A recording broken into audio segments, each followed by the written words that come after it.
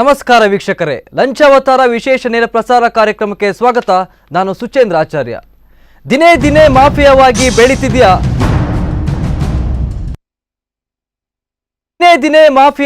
ಬೆಳೀತಿದೆಯಾ ಲಂಚಾವತಾರ. ಲಂಚಕೋರರ ಕೈ ಬಿಸಿ ಮಾಡಿದ್ರೆ ಮಾತ್ರನ ಸರ್ಟಿಫಿಕೇಟ್. ನೆಮ್ಮದಿ ಕೇಂದ್ರದಿಂದಲೇ ನೆಮ್ಮದಿ ಕಳೆದುಕೊಳ್ತಿದ್ದಾರ ಜನಸಾಮಾನ್ಯರು. ಇಲ್ಲಿ ಬ್ರೋಕರ್ಗಳೇ ಕಿಂಗ್ ಮೇಕರ. ಇದೇ ಹೊತ್ತಿನ ವಿಶೇಷ ಲಂಚಾವತಾರ. ಎಸ್ ವೀಕ್ಷಕರೇ, ನಾನು ಇವಾಗಲೇ ಹೇಳ್ತಾ ಇದ್ದೆ, ನಾರ್ಮಲ್ ಆಗಿ ಜನಸಾಮಾನ್ಯರು ಯಾವುದೇ ಒಂದು ಕೆಲಸ ಆಗಬೇಕು ಅಂತ ಹೇಳಿದ್ರೆ, ಫಾರ್ ಎಕ್ಸಾಂಪಲ್ ಒಂದು ಉದಾಹರಣೆ ತಗೊಳ್ಬೇಕು ಅಂತ ಹೇಳಿದ್ರೆ, ಆಧಾರ್ ಕಾರ್ಡ್ ಆಗಿರ್ಬೋದು, ರೇಷನ್ ಕಾರ್ಡ್ ಆಗಿರ್ಬೋದು, ಇದರ ತಿದ್ದುಪಡಿ ಏನಿದೆ ಇದಕ್ಕೆ ನೆಮ್ಮದಿ ಕೇಂದ್ರಕ್ಕೆ ಹೋಗಬೇಕಾಗತ್ತೆ. ಅಲ್ಲಿ ಯಾವುದಾದ್ರೂ ಒಂದು RTC ಆಗಿರ್ಬೋದು, ಇನ್ನಿತರ ಯಾವುದೇ ಕೆಲಸಕ್ಕೆ ಹೋದ್ರೂ ಕೂಡ ತಡವಾಗಿ ಆಗ್ತದೆ. ಯಾಕಾಗಿ ಆಗ್ತದೆ? ಸರ್ಕಾರದ ಕಾನೂನುಗಳು ಕೆಲವು ಇದಿಷ್ಟು ಈ ರೀತಿ ಆಗಬೇಕು ಅನ್ನೋಂಥ ಪ್ರೊಸೀಜರ್ ಕೂಡ ಇದೆ. ಆ ರೀತಿಯಾಗಿ ಆಗ್ತಾ ಇಲ್ಲ. ಜನಸಾಮಾನ್ಯರನ್ನ ಅಲೆದಾಡಿಸ್ತಾ ಇದ್ದಾರೆ. ಒಂದು ದಿನ ಆಗುವಂತಹ ಕೆಲಸನ 1 ತಿಂಗಳು ಮಾಡ್ತಾರೆ, 2 ತಿಂಗಳು ಮಾಡ್ತಾರೆ. ಹಾಗಾದ್ರೆ ಯಾವ ಉದ್ದೇಶಕ್ಕೋಸ್ಕರ ಜನರನ್ನ ಆ ರೀತಿಯಾಗಿ ಓಡಾಡಿಸ್ತಾರೆ, ಎಳೆದಾಡಿಸ್ತಾರೆ? ಎಸ್, ಇದ್ರ ಜೊತೆ ಮಾತಾಡಲು ನಮ್ಮ ಜೊತೆ ಮನೋಜ್ ಅವರಿದ್ದಾರೆ. ಸರ್, ನಮಸ್ತೆ, ಕಾರ್ಯಕ್ರಮಕ್ಕೆ ಸ್ವಾಗತ. ಎಸ್ ಸರ್, ಈಗಾಗಲೇ ಹೇಳಿದಾಗೆ ನೆಮ್ಮದಿ ಕೇಂದ್ರದಿಂದ ನಿಮಗೆ ಏನಾಗಿದೆ ಸರ್ ತೊಂದರೆ? ನಮಸ್ಕಾರ ವೀಕ್ಷಕರೇ, ನಾನು ಮನೋಜ್ ಕಡಬ ಅಂತ ಮಣಿಪಾಲದಿಂದ ಬಂದಿದ್ದೇನೆ. ಸ್ಪಂದನ ಚಾನೆಲ್ ಒಳ್ಳೆ ಅದ್ಭುತವಾದ ಕೆಲಸವನ್ನು ಮಾಡ್ತಾ ಇದೆ. ಸಾರ್ವಜನಿಕ ಕಳಕಳಿಯ ಹಲವಾರು ಕಾರ್ಯಕ್ರಮಗಳನ್ನು ಮಾಡ್ತಾ ಇವೆ. ಸಾರ್ವಜನಿಕರಿಗೆ ಬಹಳಷ್ಟು ಉಪಕಾರವಾಗುವಂಥ ರೀತಿಯಲ್ಲಿ ನಿಟ್ಟಿನಲ್ಲಿ ಕೆಲಸ ಮಾಡ್ತಿರುವಂಥದ್ದು ನಮಗೆಲ್ಲ ತಿಳಿದಂಥ ವಿಚಾರ, ಬಹಳ ಸಂತೋಷದ ವಿಚಾರ. ಈ ಸಂದರ್ಭದಲ್ಲಿ ಸ್ಪಂದನ ಚಾನೆಲ್ನ ಮತ್ತು ಅದರ ಎಲ್ಲ ಸಿಬ್ಬಂದಿ ವರ್ಗವನ್ನು ತುಂಬ ಅಭಿನಂದಿಸಲಿಕ್ಕೆ ಇಷ್ಟಪಡ್ತಾ ಇದ್ದೇನೆ. ಅಂದಹಾಗೆ ನಾನು ಮಣಿಪಾಲದಲ್ಲಿ ಒಂದು ಸ್ವ ಉದ್ಯೋಗವನ್ನು ಮಾಡ್ತಾ ಬರ್ತಾ ಇದ್ದೇನೆ. ನನ್ನ ಊರು ನಿಜವಾಗಿ ಕಡಬ, ಪುತ್ತೂರು. ಈಗಿನ ಕಡಬ ತಾಲೂಕಿನಲ್ಲಿ ಬರುವಂಥ ಕಡಬದ ಊರು. ಸುಮಾರು 30 ವರ್ಷಗಳಿಂದ ನಾನು ಮಣಿಪಾಲದ ನಿವಾಸಿಯಾಗಿದ್ದೇನೆ. ಇತ್ತೀಚೆಗೆ ನನಗೆ ನನ್ನ ವ್ಯವಹಾರದ, ಅಂದರೆ ನನ್ನ ಮತ್ತು ನನ್ನ ಪತ್ನಿ ನಾವು ಜೊತೆಯಾಗಿ ಬಿಸ್ನೆಸ್ಸನ್ನು ಮಾಡ್ತಾ ಇದ್ದೇವೆ. ಸ್ವ ಉದ್ಯೋಗವನ್ನು ಮಾಡ್ತಾ ಇದ್ದೇವೆ ಮಣಿಪಾಲದಲ್ಲಿ. ಸರ್ಕಾರದ ಹಲವು ಸ್ಕೀಮ್ಗಳಲ್ಲಿ ಪ್ರಕಾರ ನಮಗೆ ಕೆಲವೊಂದು ಸವಲತ್ತುಗಳಿವೆ. ಉದಾಹರಣೆಗೆ ಯಾವುದೇ ವ್ಯವಹಾರಸ್ಥನಿಗೆ ವ್ಯವಹಾರದಲ್ಲಿ ಮುಂದೆ ಬರಲಿಕ್ಕೆ ಬ್ಯಾಂಕ್ಗಳು ಸಾಲ ಕೊಡ್ತವೆ. ಸರ್ಕಾರದ ಕೆಲವೊಂದು ನಿಯಮದಡಿಯಲ್ಲಿ ಹಲವಾರು ಸ್ಕೀಮ್ಗಳಲ್ಲಿ ನಮಗೆ ಸಾಲ ಸೌಲಭ್ಯ ಲಭ್ಯ. CMEGP ಅಂತ ಹೇಳ್ತಾರೆ, PMEGP ಅಂತ ಹೇಳ್ತೀವಿ. ಹೀಗೆ ಹಲವಾರು ಸ್ಕೀಮ್ಗಳಲ್ಲಿ ನಮಗೆ ಸಾಲ ಸೌಲಭ್ಯ ಲಭ್ಯ. ಇಂಥ ಸಂದರ್ಭದಲ್ಲಿ ನಾನು ನನ್ನ ಮಿಸಸ್ಸಿಗೋಸ್ಕರ ಒಂದು PMEGP ಸ್ಕೀಮ್ನಲ್ಲಿ ಒಂದು ಸಾಲವನ್ನು ಕೇಳಬೇಕು, ಸರ್ಕಾರದ ಮೂಲಕ ಬ್ಯಾಂಕಿಗೆ ಅಪ್ಲೈ ಮಾಡಬೇಕು ಎಂಬ ಉದ್ದೇಶದಲ್ಲಿ ಅದಕ್ಕೆ ಬೇಕಾದ ಎಲ್ಲ ವಿಚಾರಗಳನ್ನು ತಿಳಿದುಕೊಂಡು ಮಣಿಪಾಲದಲ್ಲಿರುವ DIC ಅಂದರೆ ಡಿಸ್ಟ್ರಿಕ್ಟ್ ಇಂಡಸ್ಟ್ರಿಯಲ್ ಸೊಸೈಟಿ ಅವರ ಸರ್ಕಾರದ ಆಫೀಸಿಗೆ ಅಲ್ಲಿ ಭೇಟಿ ಕೊಟ್ಟು ಅಲ್ಲಿಯ ಕಮಿಷನರ್ ಅವರಿಂದ ಅದಕ್ಕೆ ಬೇಕಾದಂತಹ ಎಲ್ಲ ವಿಚಾರಗಳನ್ನು ತಿಳ್ಕೊಂಡು ಯಾವ ರೀತಿಯಲ್ಲಿ ಅರ್ಜಿ ಹಾಕಬೇಕು, ಅದಕ್ಕೆ ಏನೇನು ಬೇಕಾಗುತ್ತೆ ಅದನ್ನೆಲ್ಲವನ್ನು ತಿಳ್ಕೊಂಡು ಅರ್ಜಿ ಹಾಕಲಿಕ್ಕೆ ಬೇಕಾದ ಪೇಪರ್ಗಳನ್ನು ತಯಾರು ಮಾಡೋದಕ್ಕೋಸ್ಕರ ಪ್ರಯತ್ನ ಮಾಡ್ತಾ ಇದ್ದೆ. ಅದರಲ್ಲಿ ಮುಖ್ಯವಾಗಿ 2 ಕಾಗದ ಪತ್ರಗಳನ್ನು ಕೇಳಲಾಗಿತ್ತು. ಅಂದರೆ ಆಧಾರ್ ಇದೆ, ಫೋಟೋ ಇದೆ, ಮತ್ತು ಮುಖ್ಯವಾಗಿ 2 ಸರ್ಕಾರದಿಂದ ಲಭ್ಯವಾಗಬೇಕಂತ 2 ಕಾಗದ ಪತ್ರಗಳು. 1ನೇ ಕಾಗದ ಪತ್ರ ಜಾತಿ ಪ್ರಮಾಣ ಪತ್ರ. ಆದರೆ ಅದರಲ್ಲಿ ಆದಾಯ ಎಷ್ಟು ಅಂತ ಹೇಳಿಕೊಂಡು ಯಾವುದೇ ರೀತಿ ನಿರ್ಬಂಧ ಇಲ್ಲ. ಬಟ್ ಜಾತಿ ಪ್ರಮಾಣ ಪತ್ರ ಸರ್ಕಾರ ಯಾಕೆ ಮತ್ತೆ ಜಾತಿ ಅಂತ ಕೇಳ್ತಾ ಇದೆ ಅಂತ ನಮಗೆ ಗೊತ್ತಿಲ್ಲ. ಸಾಲ ಕೊಡಬೇಕಾದ್ರೆ ಅದಕ್ಕೆ ಕೂಡ ಜಾತಿ ಅಂತ ಕೇಳ್ತಾ ಇದೆ. ಇರಲಿ, ನಮಗೆ ಅದರಲ್ಲಿ ಕಾಲಮ್ ಇದೆ, ಜಾತಿ ಪ್ರಮಾಣ ಪತ್ರ ಆಗಲೇಬೇಕು. ನಾನು ಜಾತಿ ಪ್ರಮಾಣ ಪತ್ರ ಪಡ್ಕೊಳ್ಳಿಕ್ಕೆ ನಮ್ಮ ಶಿವಳ್ಳಿ ಗ್ರಾಮ ಪಂಚಾಯತ್, ಮಣಿಪಾಲದಲ್ಲಿರುವಂಥ ಶಿವಳ್ಳಿ ಗ್ರಾಮ ಪಂಚಾಯತನ್ನು ಭೇಟಿ ಮಾಡಿದೆ. ಗ್ರಾಮ ಕರ್ಣಿಕರನ್ನು ಭೇಟಿ ಮಾಡಿದಾಗ ಅವರು ಅದಕ್ಕೆ ಬೇಕಾದಂಥ ಅರ್ಜಿ ಫಾರ್ಮನ್ನು ತಗೊಂಬನ್ನಿ, ಭರ್ತಿ ಮಾಡಿ ಕೊಡಿ, ನಾನು ಅದಕ್ಕೆ ಸಹಿ ಹಾಕಿ ಕೊಡ್ತೇನೆ. ನೀವು ಉಡುಪಿಯ ನೆಮ್ಮದಿ ಕೇಂದ್ರಕ್ಕೆ ಹೋಗಿ ಅಲ್ಲಿಂದ ಅದಕ್ಕೆ ಬೇಕಾದ ಸರ್ಟಿಫಿಕೇಟ್ನ ಪಡ್ಕೊಳ್ಬೇಕು ಅಂತ ಹೇಳಿದರು. ನಾನು ಅದೇ ಪ್ರಕಾರ ಕಾಗದ ಪತ್ರವನ್ನು, ಬೇಕಾದ ಫಾರ್ಮನ್ನು ಪಡ್ಕೊಂಡು ತುಂಬಿಸಿ ತಗೊಂಡೋಗಿ ಗ್ರಾಮ ಕರ್ಣಿಕರ ತಗೊಂಡೇ ಕೊಟ್ಟೆ. ಬಹಳ ಅದ್ಭುತವಾದ ಮನುಷ್ಯ. ನನ್ನನ್ನು 5 ನಿಮಿಷ ಕೂಡ ಕಾಯಿಸಲಿಲ್ಲ. ನನ್ನ ಎದುರಿದ್ದ ವ್ಯಕ್ತಿಯ ಕೆಲಸವನ್ನು ಮುಗಿಸಿ ತಕ್ಷಣ ಪ್ರಮೋದ್ ಎಂಬವರು ಗ್ರಾಮ ಕರ್ಣಿಕರು ನಮ್ಮನ್ನು 5 ನಿಮಿಷ ಕೂಡ ಕಾಯಿಸದೆ, ನನ್ನ ಒಂದು ಮಾತು ಕೇಳದೆ ನಾನು ತಗೊಂಡೋದ ಡಾಕ್ಯುಮೆಂಟ್ಗಳನ್ನು ಪರಿಶೀಲಿಸಿ ಅದಕ್ಕೆ ಬೇಕಾದಂಥ ಸಹಿ ಹಾಕಿ ಕೊಟ್ಟು ಅರ್ಜಿ, ಅವರ ಕಡತದಲ್ಲಿ ಬೇಕಾದಂಥ ದಾಖಲೆಯನ್ನು ನಮೂದಿಸಿಕೊಂಡು ನೇರವಾಗಿ ನೆಮ್ಮದಿ ಕೇಂದ್ರಕ್ಕೆ ಹೋಗಿ ಅಂತ ಹೇಳಿ ಅಲ್ಲಿಂದಲೇ ನನ್ನನ್ನು ನೆಮ್ಮದಿ ಕೇಂದ್ರಕ್ಕೆ ಕಳಿಸಿಕೊಟ್ರು. ಸೊ ಅಂಥ ಒಂದು ನಿಷ್ಠಾವಂತ ಅಧಿಕಾರಿಗೆ ನಾನು ಪ್ರಪ್ರಥಮವಾಗಿ ನಾನು ಈ ಸಂದರ್ಭದಲ್ಲಿ ನಾನು ಅವರಿಗೆ ಅಭಿನಂದನೆಯನ್ನು ಸಲ್ಲಿಸಲಿಕ್ಕೆ ಇಷ್ಟಪಡ್ತಾ ಇದ್ದೇನೆ. ಇದರ ನಂತರ ನಾನು ನೆಮ್ಮದಿ ಕೇಂದ್ರಕ್ಕೆ 26ನೇ ತಾರೀಕು, ಕಳೆದ ತಿಂಗಳು 26ನೇ ತಾರೀಕು ನಾನು ತುಂಬ ಬ್ಯುಸಿಯಾಗಿದ್ದೆ, ಬಹಳಷ್ಟು ಕೆಲಸದ ಒತ್ತಡಗಳಿತ್ತು. ಇದರ ಮಧ್ಯೆ ನಾನು, ಯಾಕಂದ್ರೆ ನನಗೆ ಕಾಗದ ಪತ್ರ ಅರ್ಜೆಂಟಾಗಿ ಬೇಕಾಗಿತ್ತು, ನೆಮ್ಮದಿ ಕೇಂದ್ರಕ್ಕೆ ಹೋದೆ. ನೆಮ್ಮದಿ ಕೇಂದ್ರದಲ್ಲಿ ಹೋದರೆ ಉದ್ದದ ಕ್ಯೂ ಇದೆ, ಏನಿಲ್ಲ ಅಂದರೂ ಒಂದು 50ರಿಂದ 60 ಜನ ಅಲ್ಲಿ ಕ್ಯೂ ಅಲ್ಲಿ ನಿಂತ್ಕೊಂಡಿದ್ದಾರೆ. ಸೊ ಆ ಕ್ಯೂವಿನ ಕಡೆಗೆ ನಾನು ಕೂಡ ಅಲ್ಲಿ ನಿಂತೆ. ಅಲ್ಲಿ ಪಕ್ಕದಲ್ಲಿ ಕೇಳಿದರೆ ಏನು ಯಾವುದಾದ್ರೂ ಜಾತಿ ಪ್ರಮಾಣ ಪತ್ರ ಅಂತ ಹೇಳಿದ್ರು, ಯಾವ ಜಾತಿ ಅಂತ ಕೇಳಿದ್ರು, ಕ್ರಿಶ್ಚಿಯನ್ ಅಂತ ಹೇಳಿದ್ರು, ಅಲ್ಲಿ ಹೋಗಿ ಅಂತೇಳಿ ಹಿಂದುಗಡೆ ಕ್ಯೂವಿನ ಹಿಂದುಗಡೆನೆ ಕಳಿಸಿದರು. ನಾನು ಸುಮಾರು ಹೊತ್ತಲ್ಲಿ ನಿಂತೆ, ಸುಮಾರು ಅರ್ಧ ಗಂಟೆಯಷ್ಟು ಕ್ಯೂ ಅಲ್ಲಿ ನಿಂತಾಗ ಒಬ್ಬರು ಬಿಳಿ ಶರ್ಟ್ ಅಲ್ಲ, ಸ್ವಲ್ಪ ಖಾದಿಯ ಬಿಳಿ ಬಣ್ಣದ ಒಂದು ಶರ್ಟ್ ಮತ್ತು ಪ್ಯಾಂಟ್ ಧರಿಸಿದ ಒಬ್ಬರು ವ್ಯಕ್ತಿ, ನನಗೆ ಅವರ ಪರಿಚಯ ಇಲ್ಲ, ನನ್ನ ಹತ್ರ ಬಂದರು. ತುಳುವಲ್ಲಿ ಇರ್ದಾನೆ ಮೂಲು ಅಂತ ಕೇಳಿದ್ರು. ಸರ್ಟಿಫಿಕೇಟ್ ಆವಡಿತೇನೆ ಮುಲ್ಪ ಬರ ಬಾರಿ ಬಂಗೊಂಡಿ ಸುಲಭ ತಿಕ್ಕುಜಿ ಸರ್ಟಿಫಿಕೇಟ್ ಅಂತ ಹೇಳಿದರು. ಬಹುಶಃ ತುಳು ಅರ್ಥ ಹೇಳ್ಬೋದಲ್ಲ ಸರ್? ಕನ್ನಡದಲ್ಲೇ ಮಾತಾಡಿದ್ರೆ ತುಂಬಾ. ಸೊ ನಿಮಗೆ ಸರ್ಟಿಫಿಕೇಟ್ ಇಷ್ಟು ಸುಲಭದಲ್ಲಿ ಇಲ್ಲಿ ಸಿಗೋದಿಲ್ಲ, ಬಹಳ ಕಷ್ಟ ಆಗುತ್ತೆ ಅಂತ ಹೇಳಿದರು. ನಾನು ಹೌದಾ ಅಂತ ಕೇಳಿದ್ರು. ಪುನಃ ಅಲ್ಲಿ ನಿಂತೆ, ಯಾಕಂದ್ರೆ ನನಗೆ ಗೊತ್ತಿದೆ ಸರ್ಕಾರದ ಕಾನೂನುಗಳು 21 ದಿವಸ ಟೈಮ್ ಆಗುತ್ತೆ, ಬಟ್ ಸ್ವಲ್ಪ ರಿಕ್ವೆಸ್ಟ್ ಮಾಡುವ, ಬೇಗ ಆದಷ್ಟು ಸ್ವಲ್ಪ ಅಧಿಕಾರಿಗಳ ಹತ್ರ ಸ್ವಲ್ಪ ರಿಕ್ವೆಸ್ಟ್ ಮಾಡಿ ಸ್ವಲ್ಪ ಬೇಗ ಶೀಘ್ರ ಮಾಡಿಸ್ಬೋದು ಎಂಬುದು ಭರವಸೆಯಲ್ಲಿ ನಾನಿದ್ದೆ. ಆದರೆ ಇವರು ಬಂದವರು, ಇಲ್ಲ ನಿಮಗೆ ತಕ್ಷಣ ಆಗೋದಿಲ್ಲ, ಪಕ್ಕದಲ್ಲಿ ಆಗಲ್ಲ, ಯಾಕಂದ್ರೆ ನನ್ನ ಕೈಯಲ್ಲಿ ಬಹಳಷ್ಟು ಇದೆ, ಸರ್ಟಿಫಿಕೇಟ್ಗಳಿದೆ, ನಾನು ಇದನ್ನೆಲ್ಲವನ್ನು ಪಕ್ಕದಲ್ಲಿ ಸಿಗೋದಿಲ್ಲ, ನಮಗೆ ತಡ ಆಗುತ್ತೆ ಅಂತ ಹೇಳಿದರು. ನಾನು ಕೇಳಿದೆ, ನಿಮ್ಮ ಹತ್ರ ಹೇಗೆ ಬಂತು? ಇಲ್ಲ ನಮಗೆ ಇದೆ, ನಾವು ಇದೇ ಕೆಲಸ, ನಮಗೆ ನಾವು ಎಲ್ಲ ಮಾಡಿಕೊಡುವವರು ನಾವು, ನೀವು ಕೂಡ ನಿಮಗೆ ಅರ್ಜೆಂಟ್ ಇದ್ದರೆ ನೀವು ನನ್ನ ಹತ್ರ ಕೊಡಿ, ನಾನು 3-4 ದಿವಸದಲ್ಲಿ ಮಾಡಿಕೊಡ್ತೇನೆ ಅಂತ ಹೇಳಿ. ಹಾಗಾದ್ರೆ ಸರ್, ನಾ ಹೇಳುವ ಹಾಗೆ ನೀವು ಅಲ್ಲಿಗೆ ಹೋದ್ರಿ, ನೆಮ್ಮದಿ ಕೇಂದ್ರಕ್ಕೆ ಹೋದ್ರೆ ಸಾಧಾರಣ ಎಷ್ಟು ಜನ ನಿಮ್ಮ ಜೊತೆ ಇದ್ರು ಅಂತ ಅದೇ ಕೆಲಸಕ್ಕೋಸ್ಕರ? ನಾನು ಹೋಗಿದ್ದು ಒಬ್ಬ, ಆದ್ರೆ ಸುಮಾರು 40ರಿಂದ 50 ಜನ ಅಲ್ಲಿ ಕ್ಯೂ ಇದ್ರು. ಬಹಳಷ್ಟು ಕ್ಯೂ, ರಶ್, ಉದ್ದದ ಕ್ಯೂ ಇತ್ತು. ನಾನು ಆ ಕ್ಯೂನ ಹಿಂದ್ಗಡೆ ನಿಂತಿದ್ದೆ. ಅದರ ಮುಂದೆ ಎಷ್ಟು ಜನ, ಬಹಳಷ್ಟು ಜನ ಇದ್ರು, ನನ್ನಿಂದ ಮುಂದೆ ಬಹಳಷ್ಟು ಜನ ನಿಂತಿದ್ರು. ಸೊ ಈ ವ್ಯಕ್ತಿ ಬಂದ್ರು, ಮತ್ತೆ ತನ್ನ ಬ್ಯಾಗ್ ಅನ್ನು ಓಪನ್ ಮಾಡಿ ತೋರಿಸಿ ಹೇಳಿದ್ರು, ಇಷ್ಟು ಬಾಕಿ ಇದೆ ನನಗೆ, ಇದೆಲ್ಲ ಆಗ್ಬೇಕಾಗಿದೆ, ನಿಮ್ದು ಕೊಡಿ, ನಿಮ್ದನ್ನು ಕೂಡ ನಾನು ಮಾಡಿ ಕೊಡ್ತೇನೆ ಅಂತ ಹೇಳಿದ್ರು. ಆನಂತರ ಅಲ್ಲಿಂದಲೇ ನಾನೇನು ಕೇಳಿದೇನೆ, ಅವರಾಗಿ ಹೇಳಿದ್ರು, ನಮ್ಗೆ ಸ್ವಲ್ಪ ಖರ್ಚಿದೆ, ನಮಗೆ ಸ್ವಲ್ಪ ಖರ್ಚಿದೆ, ಆ ಖರ್ಚನ್ನು ನೀವು ಕೊಟ್ಟರೆ ನಾನು ಮಾಡಿಕೊಡ್ತೇನೆ ಅಂತ ಹೇಳಿದರು. ನನಗೆ ಮನಸ್ಸಿರಲಿಲ್ಲ, ಯಾಕಂತ ಹೇಳಿದರೆ ಸ್ವಲ್ಪ ಈ ವಿಚಾರದಲ್ಲಿ ನಾನು ಸ್ವಲ್ಪ ಸ್ಟ್ರೈಟ್ ಫಾರ್ವರ್ಡ್, ಸ್ವಲ್ಪ ನೇರವಾಗಿ ಮಾಡುವ. ಆದರೆ ಕೂಡ ಇವರು ನನಗೆ ಕೆಲಸದ ಒತ್ತಡ ಇತ್ತು, ಅದ್ರ ಜೊತೆಗೆ ಇವರು ಒಂದು ರೀತಿಯಲ್ಲಿ ಒತ್ತಾಯ ಮಾಡಿದ ಹಾಗೆ, ನೀವು ಬನ್ನಿ ಮಾಡಿಕೊಡ್ತೇನೆ. ಸರಿ, ಅವ್ರ ಜೊತೆಗೆ ನನ್ನ ಹೋದೆ. ನನ್ನನ್ನು ಜನನಿಬಿಡ ಸ್ಥಳದಿಂದ ಸ್ವಲ್ಪ ಏಕಾಂತ ಸ್ಥಳಕ್ಕೆ, ಯಾರು ಇಲ್ಲದ ಸ್ಥಳಕ್ಕೆ ನನ್ನನ್ನು ಕರ್ಕೊಂಡು ಹೋದರು.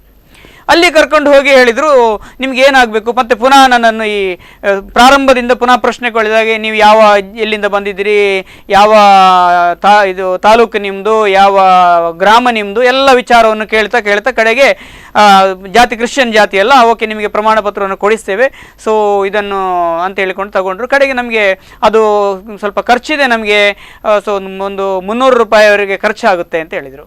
ನಾನು ಹೇಳಿದೆ, ಯಾಕಂದ್ರೆ ನಾನು ಮೊದಲೇ ಹೇಳಿದೆ ಕೆಲಸ ಹೋಗ್ತಾರೆ, ಮತ್ತು ನಾನು ತಿಳ್ಕೊಂಡೆ ನನಗೆ ನಿಜವಾಗಿ ಅದಕ್ಕೆ ಎಷ್ಟು ಕಟ್ಟಬೇಕು ಏನು ಇತ್ಯಾದಿಗಳು ಏನು ನನಗೆ ವಿಷಯ ಗೊತ್ತಿಲ್ಲ. ನಾನು ಎಣಿಸಿದ ಬಹುಶಃ ಅಲ್ಲಿ ಖರ್ಚು, ಪಾಪ ಈ ಮನುಷ್ಯ ಓಡಾಡಿದ್ದಕ್ಕೆ ಏನೊಂದು 50 ರೂಪಾಯಿ ತಗೊಳ್ತಾರೇನೋ ಅಂತ ಭಾವಿಸ್ಕೊಂಡೆ, ಪರವಾಗಿಲ್ಲ ಓಡಾಡಿದ್ದಕ್ಕೆ ಇರಲಿ ಅಂತ ಅಂದ್ಕೊಂಡೆ.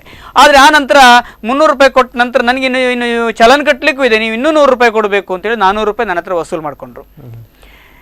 ಸೊ ನಿಜವಾಗಿ ಆ ಸಂದರ್ಭದಲ್ಲಿ ನನಗೆ ಕೊಡೋದಕ್ಕೆ ಮನಸ್ಸಿದ್ದಿಲ್ಲ, ಆದರೆ ಆಲ್ರೆಡಿ ನನ್ನ ಡಾಕ್ಯುಮೆಂಟ್ಗಳನ್ನು ಕೊಟ್ಟಾಗಿತ್ತು, ಮತ್ತೆ ಅವ್ರ ಹತ್ರ ಅಲ್ಲಿ ಒಂದು ಜಗಳ ಮಾಡುವಂಥ ಸನ್ನಿವೇಶ ಬೇಡ ಅಂತ ಅಂದ್ಬಿಟ್ಟು ನಾನು ಅವ್ರ 400 ರೂಪಾಯಿಯನ್ನು ಕೊಟ್ಟು ಒಂದು ಪ್ರಕಾರ ಹೇಳೋ ಪ್ರಕಾರ ಅಲ್ಲಿ ನೀವು 300 ರೂಪಾಯಿ ಪ್ಲಸ್ 100 ರೂಪಾಯಿಯನ್ನ ಕೊಟ್ರಿ, ಆ ಕೊಡುವಂತಹ ಅವಶ್ಯಕತೆ ಇತ್ತು ಅಲ್ಲಿ? ಹಾಗಾದ್ರೆ ಖಂಡಿತವಾಗಿ ಕೊಡುವಂತ ಅವಶ್ಯಕತೆ ಇರಲಿಲ್ಲ. ಆದ್ರೆ ಇವರು ನನಗೆ ಭಯ ಹುಟ್ಟಿಸಿದ್ರು, ನಿಮ್ಗೆ ಇಲ್ಲಿ ಬಂದ್ರೆ 15-20 ದಿವಸ ಲೇಟ್ ಆಗುತ್ತೆ, ಅಷ್ಟು ಪಕ್ಕ ನಿಮಗೆ ಸಿಗೋದಿಲ್ಲ ಡಾಕ್ಯುಮೆಂಟು. ನಾನು ಹೇಳಿದೆ, ನನ್ನ ಮನಸ್ಸಿನಲ್ಲಿ ನಾನು ಅಲ್ಲಿ ಅಧಿಕಾರಿಗಳ ಹತ್ರ ಕೊಟ್ಟು, ಯಾಕಂದ್ರೆ ನಮಗೆ ಸ್ವಲ್ಪ ಎಜುಕೇಟೆಡ್ ಆದ ಕಾರಣ ನಾವು ಸ್ವಲ್ಪ ರಿಕ್ವೆಸ್ಟ್ ಮಾಡ್ಕೋಬಹುದು ಅಂತ ಭಾವಿಸ್ತಾ ಇದ್ದೆ. ಬಟ್ ಈ ಮನುಷ್ಯ ನನ್ನನ್ನು ಕರೆದು ಬಿಟ್ಟು ನಾನೇ ಮಾಡಿಕೊಡ್ತೇನೆ ನಿಮಗೆ ಅಂತ ಒಂದು ರೀತಿಯಲ್ಲಿ ಒತ್ತಾಯ ಮಾಡಿ ನನ್ನನ್ನು ಕರ್ಕೊಂಡು ಹೋಗಿದ್ದು. ಸರ್ಕಾರಿ ಕಚೇರಿಯ ಮುಂದೆ ಕ್ಯೂ ನಿಂತಿದ್ದ ವ್ಯಕ್ತಿಯನ್ನು ಕರ್ಕೊಂಡು ಹೋಗಿದ್ದು. ನಾನು ಅವರ ಕಚೇರಿಗೆ ಹೋಗಿಲ್ಲ, ಅವರ ಆಫೀಸಿಗೆ ಹೋಗಿಲ್ಲ, ಅವರ ಮನೆಗೆ ಹೋಗಿಲ್ಲ, ಅವರನ್ನು ನಾನು ಎಲ್ಲೂ ಗೊತ್ತಿಲ್ಲ. ಆ ವ್ಯಕ್ತಿಯನ್ನು ನಾನು ನೋಡ್ತಾ ಇರುವುದೇ ಅವತ್ತು ಫಸ್ಟ್ ಟೈಮ್.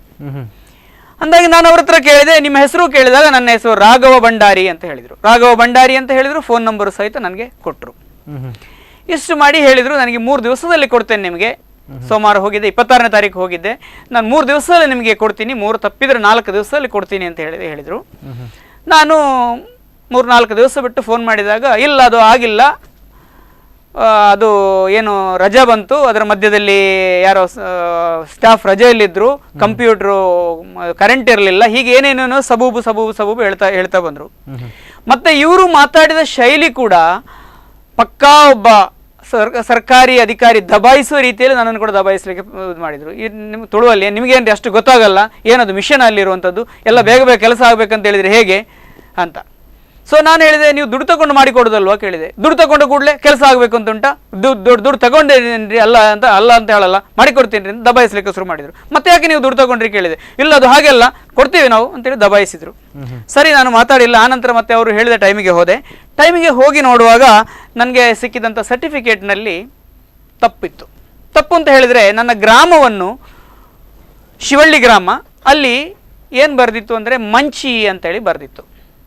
ನಾನು ಅವರಿಗೆ ಕೇಳಿದೆ, ತಕ್ಷಣ ನಾನು ಪರಿಶೀಲಿಸಿ ಅವರಿಗೆ ಕೇಳಿದೆ, ರಾಘವಣ್ಣ ನೀವು ಇದರಲ್ಲಿ ನನ್ನ ಗ್ರಾಮ ತಪ್ಪಾಗಿ ಬರೆದಿದೆ, ಇದರಲ್ಲಿ ಶಿವಳ್ಳಿ ಗ್ರಾಮ ನಂದು, ಆದರೆ ಮಂಚಿ ಅಂತೇಳಿ ಮೆನ್ಷನ್ ಆಗಿದೆಯಲ್ಲ ಅಂತ ಹೇಳಿದೆ. ಆಗ ಅವ್ರು ಹೇಳಿದರು, ಇಲ್ಲ ಅದು ಹಾಗೇನೆ ಬರೋದು, ಮತ್ತೆ ದಬಾಯಿಸಿದು. ನಾನು ಹೇಳಿದೆ, ಹೀಗೆ ಮಾಡಿದರೆ ಆಗಲ್ಲ, ಯಾಕಂದರೆ ನನಗೆ ಬೇಕಾಗಿರೋದು ಸರಿಯಾದ ಡಾಕ್ಯುಮೆಂಟ್ ಬೇಕು. ಅದರ ಜೊತೆಗೆ ಇನ್ನೇನಾಗಿತ್ತು ಅಂತ ಹೇಳಿದರೆ, ನನ್ನ ಅರ್ಜಿಯನ್ನು ತಿರಸ್ಕಾರ ಮಾಡಿದೆ ಅಂತ ಕೂಡ ಅದು ಬರೆದಿತ್ತು. ಅದನ್ನು ಆ ಬಗ್ಗೆ ನನಗೆ ಬೇಜಾರಿಲ್ಲ, ಯಾಕಂತ ಹೇಳಿದರೆ ಅದಕ್ಕೆ ಕಾರಣ ಆಮೇಲೆ ಹೇಳ್ತೀನಿ. ಆದರೆ ನನಗೆ ಅಲ್ಲಿ ಮಚ್ ಕನ್ಸರ್ನ್ ಅಬೌಟ್ ಅಂದರೆ ನನಗೆ ಅದರ ಬಗ್ಗೆ ಬಹಳಷ್ಟು ನನಗೆ ಇಂಪಾರ್ಟೆನ್ಸ್ ಕೊಡಬೇಕಾಗಿದ್ದು ಗ್ರಾಮಕ್ಕೆ. ಯಾಕಂದರೆ ಮಂಚಿ ಗ್ರಾಮದ ಒಬ್ಬ ವ್ಯಕ್ತಿ ಶಿವಳ್ಳಿ ಗ್ರಾಮದಲ್ಲಿ ಅರ್ಜಿ ಹಾಕೋದು ಹೇಗೆ? ಇವರು ಹೇಳ್ತಾರೆ ನಿಮ್ಮ ಗ್ರಾಮಕರ್ಣಿಕರು ತಪ್ಪು ಮಾಡಿರಬೇಕು ಅಂತೇಳಿ. ನಾನು ಹೇಳಿದೆ, ಹೇಗೆ ಸಾಧ್ಯ? ಶಿವಳ್ಳಿ ಗ್ರಾಮಕರ್ಣಿಕರು ಈ ವ್ಯಕ್ತಿ ಮಂಚಿ ಗ್ರಾಮಕ್ಕೆ ಸೇರಿದವ ಅಂತೇಳಿ ಹೇಗೆ ಬರೆದು ಕೊಡಲಿಕ್ಕೆ ಸಾಧ್ಯ ಅಂತ ಜೋರು ಮಾಡಿದೆ. ನಾನು ಹೇಳಿದೆ, ಹಾಗಾದರೆ ನಾನು ಜಿಲ್ಲಾಧಿಕಾರಿ ಅವರಿಗೆ ದೂರ್ತೇನೆ ಅಂತ ಹೇಳಿದೆ. ಅಷ್ಟೇ ಹೇಳಿದ ಕೂಡಲೇ, ಇಲ್ಲ ನೀವು ನಾಳೆ ಬನ್ನಿ, ಅಲ್ಲಿ ಜ್ಯೋತಿ ಮೇಡಮ್ ಅಂತೇಳಿ ಒಬ್ಬರು ಇದ್ದಾರೆ ಆಫೀಸಲ್ಲಿ, ನೀವು ಅವರಿಗೆ ಕೇಳಿ, ನಾನೆಲ್ಲ ಮಾಡಿದ್ದು, ನೀವು ಜ್ಯೋತಿ ಮೇಡಮ್ಗೆ ಕೇಳಿ ಅಂತ ಹೇಳಿದರು. ಹಾಗಾದ್ರೆ ನಿಮ್ಗೆ ಹೋಗ್ತಾ ಹೋಗ್ತಾ ಅವರು ನಿಮ್ಮನ್ನ ಆಟ ಆಡಿಸ್ಲಿಕ್ಕೆ ಶುರು ಮಾಡಿದ್ರು ಅಂತ? ಖಂಡಿತ. ಹಾಗಾದ್ರೆ ನಾನು ಹೇಳುವ ಪ್ರಕಾರ ಸರ್ಕಾರಿ ಕೆಲಸದಲ್ಲಿ ಯಾವುದೇ ಒಬ್ಬ ಕೆಲಸಗಾರನಿರಲಿ ಅಥವಾ ಅಧಿಕಾರಿಗಳು ಇರಲಿ, ಕೆಲಸ ಮಾಡುವಂತವನು ಈ ರೀತಿಯಾದಂತಹ ವರ್ತನೆಯನ್ನು ಯಾಕೆ ಮಾಡ್ತಾರೆ? ಹಾಗಾದ್ರೆ ನನಗೆ ಅನಿಸ್ತಾ ಇದೆ, ಯಾಕಂದ್ರೆ ಈ ಲಂಚಾವತಾರ ಇದೊಂದು ದೊಡ್ಡ ಹಾವಳಿ ಆಗೋಗಿದೆ ಅಲ್ಲಿ. ಯಾಕಂದ್ರೆ ನಮಗೆ ಅದಕ್ಕೆ ಬೇಕಾದ ಪುರಾವೆ ನಮಗೆ ಒಳಗಿಂದ ನಾವು ಯಾರಿಗೂ ಲಂಚ ಕೊಟ್ಟು ನಮಗೆ ಪುರಾವೆ ನನ್ನ ಕೈಯಲ್ಲಿಲ್ಲ. ಆದರೆ ಈ ವ್ಯಕ್ತಿಯಲ್ಲಿ ನಾನು ಕೊಟ್ಟಿದ್ದಕ್ಕೆ ನನಗೆ ಪುರಾವೆ ಇದೆ. ಈ ವ್ಯಕ್ತಿ ಪ್ರಾಯಶಃ ಒಳಗೆ ಕೊಟ್ಟು ಮಾಡಿಸಬಹುದು, ಅದಕ್ಕೆ ಬೇಕಾದ ಪುರಾವೆ ಏನಿದೆ ನಾನು ಆಮೇಲೆ ಕೊಡ್ತೀನಿ. ಬಹುಶಃ ಒಳಗೆ ಲಂಚ ಕೊಟ್ಟೆ ಮಾಡಿಸಿರಬೇಕು, ಇಲ್ಲಾಂದ್ರೆ ಇಷ್ಟು ಬೇಗ ಈ ಕೆಲಸ ಆಗೋದಿಲ್ಲ. ಅದಕ್ಕೆ ನನ್ನ ಪುರಾವೆ ನನ್ನ ಕೈಯಲ್ಲಿ ನಾನು ಆಮೇಲೆ ಕೊಡ್ತೀನಿ. ಸೊ ಇಷ್ಟ ಆಯಿತು. ನಾನು ಮಾರನೇ ದಿವಸ ನಾನು ಅಲ್ಲಿ ಆಫೀಸಿಗೆ ಹೋದೆ. ಆಫೀಸಿಗೆ ಹೋದಾಗ ಮತ್ತೆ ಕ್ಯೂ ಇದ್ದು, ಬಹಳಷ್ಟು ಜನ ಕ್ಯೂ ಇದ್ರು. ಈ ವ್ಯಕ್ತಿ ಕೂಡ ಕ್ಯೂ ಅಲ್ಲಿ ಇದ್ರು. ಒಂದು ಕಡೆ ಬನ್ನಿ ಅಂತ ಹೇಳಿದ್ರು. ನೋಡಿ, ಇವರೇ ಮೇಡಮ್, ನೀವು ಮಾತಾಡಿ ಅಂತ ಹೇಳಿದ್ರು. ಆ ಮೇಡಮ್ ಹೆಸರು ನಾನು ಕೇಳಿಲ್ಲ, ಹಾಗಾಗಿ ನನಗೆ ಅವರು ಹೇಳಿದಂಥ ಜ್ಯೋತಿ ಮೇಡಮ್ ಅವರು ಹೌದಾ ಅಲ್ವಾ ಅಂತ ನನಗೆ ಗೊತ್ತಿಲ್ಲ. ಸೊ ನಾನಲ್ಲಿ ಅವ್ರ ಹತ್ರ ಕೇಳಿದೆ, ಮೇಡಮ್ ನನ್ನ ಸರ್ಟಿಫಿಕೇಟಲ್ಲಿ ನೀವು ನಾನು ಶಿವಳ್ಳಿ ಗ್ರಾಮದವನು ಮಂಚಿ ಅಂತ ಬರೆದು ಕೊಟ್ಟಿದ್ರಲ್ಲ. ಇಲ್ಲ ರೀ, ನಿಮ್ಮ VA ಅದನ್ನು ತಪ್ಪು ಬರೆದಿರಬೇಕು. ನಾನು ಹೇಳಿದೆ, VA ಕೊಟ್ಟಿರೋಂಥ ರಿಪೋರ್ಟ್ ನಿಮ್ಮ ಕೈಯಲ್ಲಿದೆ, ಅದನ್ನು ಚೆಕ್ ಮಾಡಿ ಮೇಡಮ್. ಅದೆಲ್ಲ ಆಗಲ್ರಿ, ಜೋರೇ ಮಾಡಲಿಕ್ಕೆ ದಬಾಯಿಸ್ಲಿಕ್ಕೆ ಶುರು ಮಾಡಿದ್ರು. ಅದೆಲ್ಲ ಆಗಲ್ರಿ, ಅದೆಲ್ಲ ಹಾಗೆಲ್ಲ ಮಾಡೋಕ್ಕಾಗಲ್ಲ, ಅದು ಫೈಲಲ್ಲಿದೆ, ಒಳಗಡೆ ಇದೆ, ಹಾಗೆಲ್ಲ ಮಾಡ್ಲಿಕ್ಕೆ ಆಗೋದಿಲ್ಲ. ನೀವು ಸರಿಯಾಗಿ ನಿಮ್ಮ VA ಆಫೀಸಿಗೆ ಹೋಗಿ ಕೇಳಿ. ನಾನು ಮತ್ತೆ ಒಂದು ಸರ್ಟಿಫಿಕೇಟನ್ನು, ಒಂದು ಪೇಪರ್ಗಳನ್ನು ಅವರಲ್ಲಿ ಪರಿಶೀಲಿಸುವ ಬದಲು ನಾನು ಪುನಃ ನನ್ನ ಮಣಿಪಾಲ ಕಚೇರಿಗೆ ಹೋಗಿ ವಿಚಾರಿಸಿಕೊಂಡು ಬರಬೇಕು ಎಂಬುದು ಈ ಅಧಿಕಾರಿಗಳ ಒಂದು ಧೋರಣೆ. ಅವರಿಗೆ ಒಂದು ನಿಮಿಷದಲ್ಲಿ ಆಗುವ ಕೆಲಸಕ್ಕೆ ನಾನು ಒಂದು ದಿವಸ ಕಳಿಬೇಕು. ನಾನು ಮತ್ತೆ ತಿರ್ಗಾ VA ಆಫೀಸಿಗೆ ಹೋಗಬೇಕು. ಅವರು ಪಾಪ ಯಾವುದಾದ್ರೂ ಕೆಲಸದಲ್ಲಿದ್ದರೆ ಅದನ್ನು ಅವರ ಟೈಮನ್ನು ನಾನು ಕಾದು, ಅವರು ಬರುವಷ್ಟೊತ್ತು ಕಾದು ಬಿಟ್ಟು ಪುನಃ ಬೇಕು. ಅಂದರೆ ಒಂದು 2 ದಿವಸ ಇವರ 1 ನಿಮಿಷ ಉಳಿಸಲಿಕ್ಕೋಸ್ಕರ ನನ್ನ 2 ದಿವಸ. ನಮ್ಮ ಸಾರ್ವಜನಿಕರ ಸಮಯಕ್ಕೆ ಯಾವುದೇ ಬೆಲೆ ಇಲ್ಲದ ರೀತಿಯಲ್ಲಿ ಈ ಅಧಿಕಾರಿಯ ವರ್ತನೆ. ನಾನು ಕೇಳಿದೆ, ಮೇಡಮ್ ನೀವು ಹೀಗೆ ಹೇಳಿದರೆ ಹೇಗೆ? ಅದು ನನ್ನ ಗ್ರಾಮ ಯಾವತ್ತು ಇಂದ್ರಾಳಿ ಅಲ್ಲ, ಸಾರಿ, ನನ್ನ ಮನೆ ಇರೋದು ಇಂದ್ರಾಳಿಯಲ್ಲಿ, ನನ್ನ ಗ್ರಾಮ ಶಿವಳ್ಳಿ ಗ್ರಾಮ, ನೀವು ಮಂಚಿ ಅಂತ ಹೇಗೆ ಹೇಳಿದ್ರು? ಅದು ನಿಮ್ಮ ವಾರ್ಡ್ ಇರ್ಬೋದು, ನಿಮ್ಮ ವಾರ್ಡ್ ಯಾವುದು ಅಂತ. ಸತ್ಯವಾಗಿ ಹೇಳಿ ನನಗೆ ವಾರ್ಡ್ ಗೊತ್ತಿಲ್ಲ. ನಾನು ಹೇಳಿದೆ, ಮೇಡಮ್ ನನಗೆ ಗೊತ್ತಿಲ್ಲ, ನಾನೇನು ರೆವೆನ್ಯೂ ಅಧಿಕಾರಿ ಅಲ್ಲ, ನನಗೆ ನನ್ನ ಗ್ರಾಮ ಗೊತ್ತಿದೆ, ವಾರ್ಡ್ ಯಾವುದು ನೀವು ಇನ್ನೊಂದು ಪ್ರಶ್ನೆ ಕೇಳಿದ್ರೆ ನನಗೆ ಉತ್ತರ ಕೊಡೋಕ್ಕೆ ನನಗೆ ಗೊತ್ತಿಲ್ಲ. ಹಾಗಾದರೆ ಹೋಗ್ರಿ ನಿಮ್ಮ VA ಹತ್ರ ಅದನ್ನೆಲ್ಲ ಕೇಳ್ಕೊಂಬನ್ನಿ ಅಂತ ಕಳಿಸಿದ್ರು.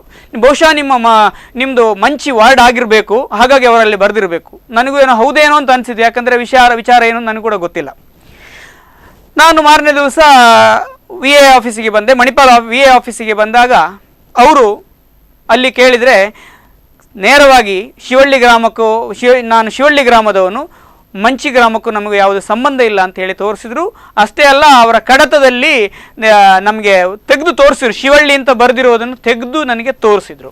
ಒಳ್ಳೆಯ ರೆಸ್ಪಾನ್ಸ್. ಮತ್ತೊಮ್ಮೆ ನನ್ನ ಅಭಿನಂದನೆ ಹೇಳಲಿಕ್ಕೆ ಇಷ್ಟಪಡ್ತಾ ಇದ್ದೇನೆ ಮಣಿಪಾಲದ ಗ್ರಾಮಕರ್ಣಿಕರ ಕಚೇರಿಯ ಸಿಬ್ಬಂದಿಗೆ ಮತ್ತು ಅವರ ಗ್ರಾಮಕರ್ಣಿಕರಿಗೆ. ಎಲ್ಲ ಸಿಬ್ಬಂದಿಗೆ ಒಳ್ಳೆಯ ಅಧಿಕಾರಿಗಳಲ್ಲಿರುವವರು ನನಗೆ ತಿಳಿದ ಮಟ್ಟಿಗೆ. ಸೊ ಆ ನಂತರ ನಾನು ಈ ವಿಚಾರವನ್ನು ತಿಳಿದುಕೊಂಡು ನನ್ನ ಸರ್ಟಿಫಿಕೇಟ್ನ ಸರಿಪಡಿಸಿಕೊಳ್ಬೇಕಾದ್ದು ನನ್ನ ಕರ್ತವ್ಯ, ನನಗೆ ಬೇಕೇ.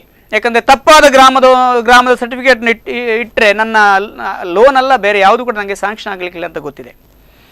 ನಾನು ಇದೇ ವ್ಯಕ್ತಿಗೆ ಫೋನ್ ಮಾಡಿದೆ, ರಾಘವ ಎಂಬುವರಿಗೆ ಫೋನ್ ಮಾಡಿ ಹೀಗಿದೆ ರಾಘವಣ್ಣ ವಿಚಾರ, ಹೀಗೆ ಮಂಚಿ ನನ್ನ ಗ್ರಾಮ ಅಲ್ಲ ಶಿವಳ್ಳಿ ನನ್ನ ಗ್ರಾಮ ಅಂತೇಳಿ ಹೇಳ್ತಾ ಇದ್ದಾರೆ. ಅದು ಮತ್ತೆ ಪುನಃ ಅವರು ಇಲ್ಲ ನೀವು ಹಾಗಾದರೆ ಒಂದು ಇದು ಮಾಡಿ ಪುನಃ ಇಲ್ಲ ನಿಮ್ಮ ವಿಎ ಬರೆದೇ ತಪ್ಪಿರಬೇಕು, ನಾವಲ್ಲಿ ನೋಡುವ, ಮತ್ತೆ ಬನ್ನಿ, ಮತ್ತೆ ದಬಾಯಿಸಲಿಕ್ಕೆ ಪ್ರಾರಂಭ ಮಾಡಿದರು. ನನಗೇನಿದು ಸರಿ ಕಾಣಲಿಲ್ಲ. ನಾನು ಮೊನ್ನೆ ಜಿಲ್ಲಾಧಿಕಾರಿಯವರಿಗೆ ಇದರ ಬಗ್ಗೆ ಸವಿಸ್ತಾರವಾಗಿ ದೂರನ್ನು ಕೊಡಲಿಕ್ಕೆ ನಾನು ತೀರ್ಮಾನ ಮಾಡಿದೆ. ಸೊ ಇಂಥ ಸಂದರ್ಭದಲ್ಲಿ ನನಗೆ ನನ್ನ ಊರು ಕಡಬ ಅಂತ ಹೇಳಿದ್ದೇನೆ. ನಮ್ಮ ಊರಿಗೆ ಸಂಬಂಧಪಟ್ಟಂತಹ ಒಂದು ಸಂಸ್ಥೆ ಬೆಂಗಳೂರು ಬೇಸಲ್ಲಿ ಕೆಲಸದಲ್ಲಿದೆ. ಸಾರ್ವಜನಿಕರಿಗೆ ತೊಂದರೆಗಳಾದಲ್ಲಿ ಅವರಿಗೆ ಸಹಾಯ ಮಾಡುವಂಥ ನೀತಿ ತಂಡ ಎಂಬ ಒಂದು ತಂಡ ಬೆಂಗಳೂರು ಬೇಸ್ನಲ್ಲಿ ಕೆಲಸ ಮಾಡ್ತಾರೆ. ಅದರ ರಾಜ್ಯಾಧ್ಯಕ್ಷ ಜಯನ್ ಎಂಬುವರಿದ್ದಾರೆ. ಅವರಿಗೆ ನಾನು ಕಾಲ್ ಮಾಡಿ ಕೇಳಿದೆ, ಜಯನ್ ಸರ್ ಈಗ ಈ ಥರ ಆಗ್ತಾ ಇದೆ, ನನಗೆ ತೊಂದರೆ ಆಗಿದೆ, ಏನು ಮಾಡಲಿ ಅಂತ ಕೇಳಿದೆ. ಅವರು ಹೇಳಿದರು, ಏನು ತೊಂದರೆ ಇಲ್ಲ, ನಿಮಗೇನು ತಲೆಬಿಸಿ ಮಾಡಬೇಡಿ, ನೇರವಾಗಿ ಜಿಲ್ಲಾಧಿಕಾರಿಯವರಿಗೆ ದೂರು ಕೊಡಿ. ಉಡುಪಿ ಜಿಲ್ಲಾಧಿಕಾರಿಯವರ ಬಗ್ಗೆ ನಾನು ತುಂಬ ಕೇಳಿದ್ದೇನೆ, ಫೋನ್ನಲ್ಲಿ ಕೂಡ ಉತ್ತರ ಕೊಟ್ಟು, ನಮ್ಮದು ಗ್ರೂಪ್ ನೀತಿ ತಂಡ ಅಂತ ಒಂದು ಗ್ರೂಪ್ ಇದೆ, ಆ ಗ್ರೂಪಲ್ಲಿ ಕೂಡ ವಾಟ್ಸಪ್ ಗ್ರೂಪಲ್ಲಿ ಇದ್ದೆ ನಾನು, ಅದರಲ್ಲಿ ಕೂಡ ಬೇರೆಯವರು ಮೆಸೇಜ್ ಹಾಕಿದರು. ಪ್ರಕಾಶ್ ಕಡಬ ಎನ್ನುವರು ಕೂಡ ಮೆಸೇಜ್ ಹಾಕಿದರು. ಉಡುಪಿ ಜಿಲ್ಲಾಧಿಕಾರಿಯವರು ಯಾವುದೇ ದೂರನ್ನು ವಾಟ್ಸಪ್ ಮೂಲಕ ಪರಿಶೀಲಿಸಿ ತಕ್ಷಣ ಸ್ಪಂದಿಸುವಂಥ ಒಳ್ಳೆಯ ಒಂದು ಅಭ್ಯಾಸವನ್ನು ಇಟ್ಕೊಂಡಿದ್ದಾರೆ. ಹಾಗಾಗಿ ಅವರನ್ನು ವಾಟ್ಸಪ್ ಮೂಲಕ ಸಂಪರ್ಕಿಸಬಹುದು ಅಂತ ನಾನು ಇವರ ಸಲಹೆಯನ್ನು ಪಡ್ಕೊಂಡು ಉಡುಪಿ ಜಿಲ್ಲಾಧಿಕಾರಿಯವರ ಕಚೇರಿಗೆ 6ನೇ ತಾರೀಕು ಒಟ್ಟು ಮೂರು ದೂರನ್ನು ಸಲ್ಲಿಸಿದೆ. ಮೊದಲನೇ ದೂರು ನನ್ನ ಹೆಸರಿನಲ್ಲಿ ಉಡುಪಿ ತಾಲೂಕು ಕಚೇರಿಯಲ್ಲಿನ ಏಜೆಂಟ್ರುಗಳ ಹಾವಳಿಯನ್ನು ತಪ್ಪಿಸುವ ಸಲುವಾಗಿ. ಇಲ್ಲಿ ನಾನು ಅನುಭವಿಸಿದಂಥ ಈ ತೊಂದರೆ, ಈ ಏಜೆಂಟ್ರಿಂದ ಅನುಭವಿಸಿದಂಥ ತೊಂದರೆ, 400 ರೂಪಾಯಿ ಕೊಟ್ಟು ತಗೊಂಡು ನನ್ನನ್ನು ಕುಣಿಸಿದ ರೀತಿ, ನನ್ನನ್ನು ದಬಾಯಿಸಿದ ರೀತಿ, ಅದನ್ನೆಲ್ಲವನ್ನು ನಾನು ವಿವರಿಸಿದೆ. 2ನೇ ಕಂಪ್ಲೇಂಟ್ ನನ್ನ ಮಿಸಸ್ ಹೆಸರಿನಲ್ಲಿ, ಅದು ಉಡುಪಿ ನೆಮ್ಮದಿ ಕೇಂದ್ರದಿಂದ ವಿತರಿಸಲಾದ ನನ್ನ ಜಾತಿ ಪ್ರಮಾಣ ಪತ್ರದಲ್ಲಿ ಗ್ರಾಮವನ್ನು ತಪ್ಪಾಗಿ ನಮೂದಿಸಿ ತಿದ್ದಿಕೊಡಲು ನಿರಾಕರಿಸಿದ ಕಚೇರಿ ಸಿಬ್ಬಂದಿಯ ವಿರುದ್ಧ. ಅವರು ಸರಿಯಾದ ರೀತಿಯಲ್ಲಿ ದಾಖಲೆಗಳನ್ನು ಪರಿಶೀಲಿಸದೆ ತಪ್ಪಾಗಿ ಕೊಟ್ಟಿದ್ದಾರೆ, ಅವರ ಬಗ್ಗೆ ಆ್ಯಕ್ಷನ್ ತಗೊಳ್ಳಿ ಅಂತ ಒಂದು ದೂರನ್ನು ಸಲ್ಲಿಸಿದ್ದೆ. 3ನೇ ದೂರು, ನನ್ನ ಜಾತಿ ಪ್ರಮಾಣ ಪತ್ರ ತಿರಸ್ಕೃತಗೊಂಡಿದೆ. ಯಾಕಂತ ಹೇಳಿದರೆ ಜಾತಿ ಪ್ರಮಾಣ ಪತ್ರದಲ್ಲಿ ಬರೆದಿತ್ತು, ಜಾತಿ ಕ್ರಿಶ್ಚಿಯನ್, ಆದಾಯ ಮಿತಿ ಜಾಸ್ತಿ ಇದೆ, ತಿರಸ್ಕರಿಸಿದೆ. ನನಗೆ ಸಂಶಯ ಇದೆ, ಇಲ್ಲಿ ಜಾತಿಯನ್ನು ತಿರಸ್ಕರಿಸಿದೆಯೋ ಅಥವಾ ನನ್ನ ಆದಾಯ ಮಿತಿಯನ್ನು ತಿರಸ್ಕರಿಸಿದೆಯೋ ಅಂತ ನನಗೆ ಸಂಶಯ ಇದೆ. ಯಾಕಂದರೆ ಆ ಬರೆದ ಸ್ಟೈಲ್ ಆಗಿದೆ, ಜಾತಿ ಕ್ರಿಶ್ಚಿಯನ್, ಆದಾಯ ಮಿತಿ ಜಾಸ್ತಿ ಇದೆ, ತಿರಸ್ಕರಿಸಲಾಗಿದೆ. ಈ ವಿಚಾರವನ್ನು ನಾನು ಕೇಳಿ ಜಿಲ್ಲಾಧಿಕಾರಿಯವರಿಗೆ ದೂರನ್ನು ಸಲ್ಲಿಸಿ ಆ ಬಳಿಕ ಸೋಮವಾರ ದಿವಸ ರಜೆ ಇತ್ತು, 8ನೇ ತಾರೀಕು 9ನೇ ತಾರೀಕು ನಾನು ಮಾನ್ಯ ಜಿಲ್ಲಾಧಿಕಾರಿಯವರನ್ನು ಭೇಟಿ ಮಾಡಲಿಕ್ಕೆ ಅವರ ಕಚೇರಿಗೆ ಹೋದೆ. ಆಗ ತಹಸೀಲ್ದಾರರುಗಳೆಲ್ಲ ಮೀಟಿಂಗ್ ಆಗ್ತಾ ಇತ್ತು. ಹಾಗಾಗಿ ಅವರ ಕಚೇರಿ ಸಿಬ್ಬಂದಿ ಹೇಳಿದರು, ಮೇಡಮ್ ಈಗ ತುಂಬ ಬ್ಯುಸಿಯಾಗಿದ್ದಾರೆ, ಮಾತಾಡಲಿಕ್ಕೆ ಆಗೋದಿಲ್ಲ, ನೀವೊಂದು ಕೆಲಸ ಮಾಡಿ ಸರ್, ವಾಟ್ಸಪ್ನಲ್ಲಿ ಮೆಸೇಜ್ ಹಾಕಿ ತಕ್ಷಣ ಸ್ಪಂದಿಸ್ತಾರೆ ನಮ್ಮ ಜಿಲ್ಲಾಧಿಕಾರಿಯವರು, ನಿಮಗೇನೂ ತೊಂದರೆ ಆಗುವುದಿಲ್ಲ ಅಂತ ಹೇಳಿ ಭರವಸೆ ಕೊಟ್ಟರು. ನಾನು ಕೂಡಲೇ ವಾಟ್ಸಪ್ ಮೂಲಕ ಈ ವಿಚಾರವನ್ನು ಚುಟುಕಾಗಿ ಒಂದು ಪ್ಯಾರಾಗ್ರಾಫ್ನಲ್ಲಿ ನನ್ನ ವಿಚಾರವನ್ನು ಬರೆದು ಮೊನ್ನೆ ಜಿಲ್ಲಾಧಿಕಾರಿಯವರಿಗೆ ಅವರ ವೈಯಕ್ತಿಕ ವಾಟ್ಸಪ್ ನಂಬರಿಗೆ ಕಳಿಸಿದೆ. ಎಸ್ ನಿಮ್ಮ ಜೊತೆ ಇನ್ನಷ್ಟು ಮಾತಾಡ್ತೇನೆ. ವೀಕ್ಷಕರೇ, ನೀವು ಕೂಡ ಕಾರ್ಯಕ್ರಮವನ್ನು ನೋಡ್ತಿದ್ದಾರಾ? ಯಾವುದೇ ಒಬ್ಬ ಸಾಮಾನ್ಯ ವ್ಯಕ್ತಿ ಆಗಿರ್ಬೋದು, ಸರ್ಕಾರಿಯ ಯಾವುದೇ ಒಂದು ಕೆಲಸ ಆಗಬೇಕಾಗಿದ್ರೆ, ಸಪೋಸ್ ಇನ್ ಕೇಸ್ ಏನಾದರೂ ಆಧಾರ್ ಕಾರ್ಡ್ ಆಗಿರ್ಬೋದು ಅಥವಾ ರೇಷನ್ ಕಾರ್ಡ್ ಆಗಿರ್ಬೋದು, ವೋಟರ್ ID ಆಗಿರ್ಬೋದು, ಇಂತಹ ಒಂದು ಕೆಲವೊಂದು ಸಲ ತಿದ್ದುಪಡಿ ಇರ್ತದೆ. ಇದನ್ನ ಮಾಡಲಿಕ್ಕೆ ತಿಂಗಳುಗಟ್ಟಲೆ ಅಲೆಸುವಂಥದ್ದು. ಯಾಕೆ ಇಂತಹ ಕೆಲಸವನ್ನ ಮಾಡ್ತಾರೆ? ಇದ್ರ ಬಗ್ಗೆ ಇನ್ನಷ್ಟು ಡೀಟೇಲ್ಸ್ ಅನ್ನ ಕೊಡ್ತೀನಿ ಬ್ರೇಕ್ ಬಳಿಕ.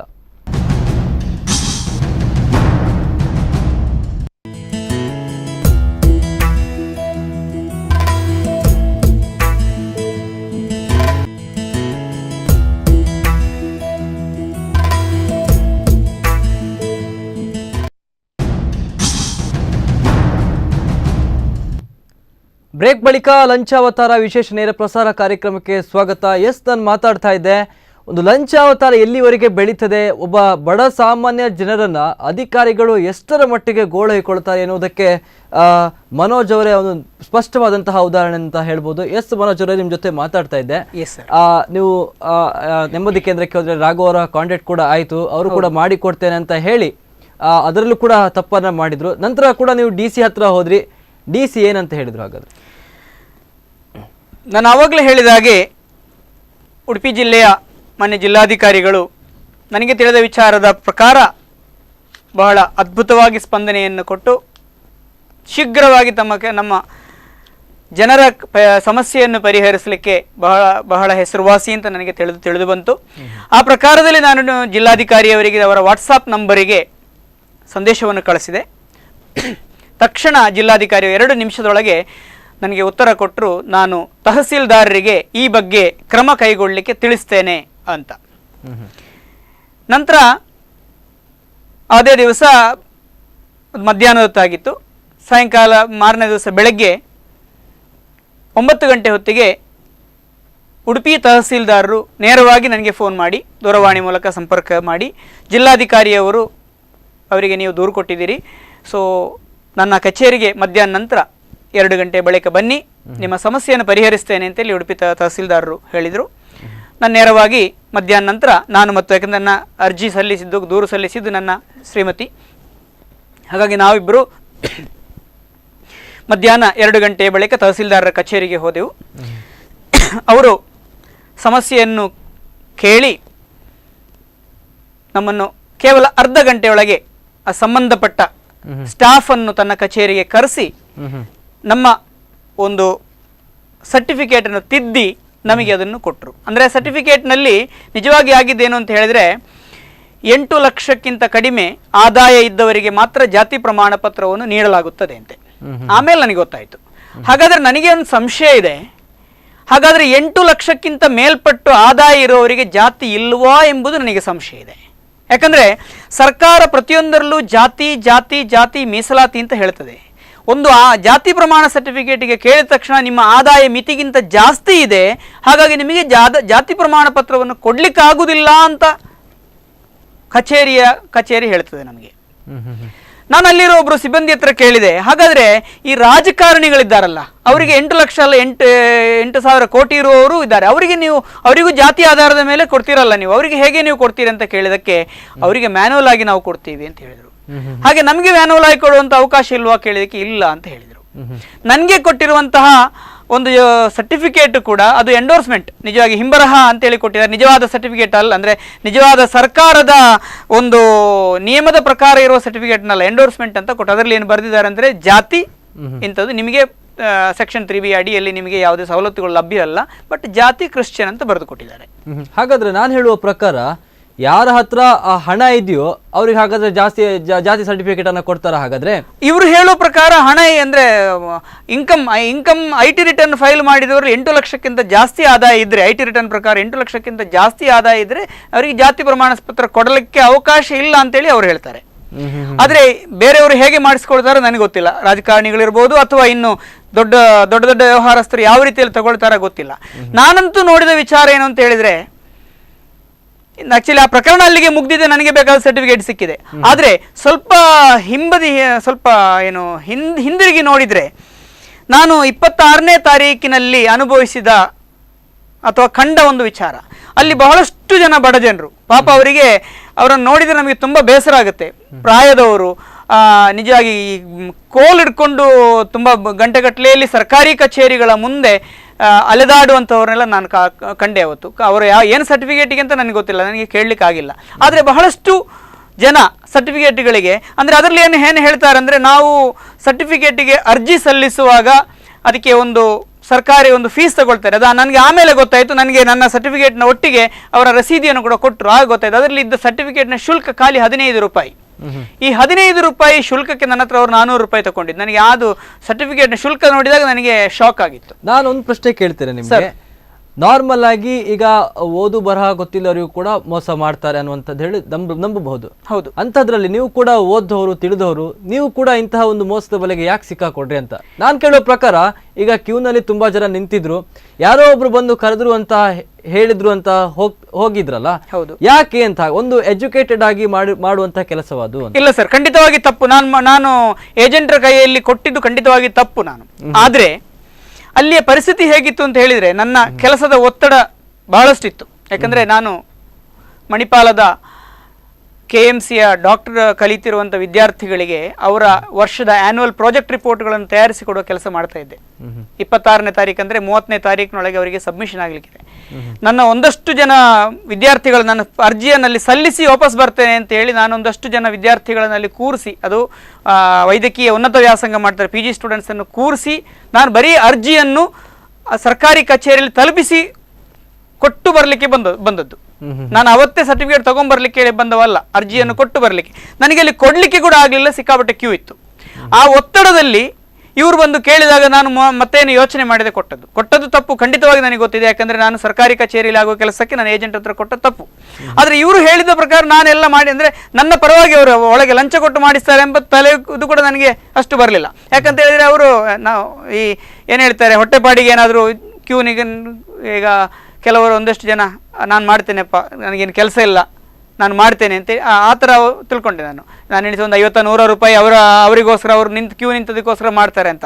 ನಿಜವಾಗಿ ನನಗೆ ಇದರ ಶಾಕ್ ಆಗಿದ್ದು ನಂತರ 15 ರೂಪಾಯಿಗೆ 400 ರೂಪಾಯಿಯನ್ನು ಪಡ್ಕೊಂಡಾಗ 385 ರೂಪಾಯಿ. ಆದರೆ 385 ರೂಪಾಯಿ ಅವರಿಗೆ ಎಷ್ಟು ಹೋಗಿರ್ಬೋದು, ಕ್ಯೂ ನಿಂತದ್ದೇನಿಲ್ಲ ಅಂದ್ರೆ ಅರ್ಧ ಗಂಟೆ, ಅದಕ್ಕಿಂತ ಜಾಸ್ತಿ ಕ್ಯೂ ನಿಂತಿರಲಿಕ್ಕಿಲ್ಲ, ಅಥವಾ 1 ಗಂಟೆ ನಿಂತಿರ್ಬೋದು.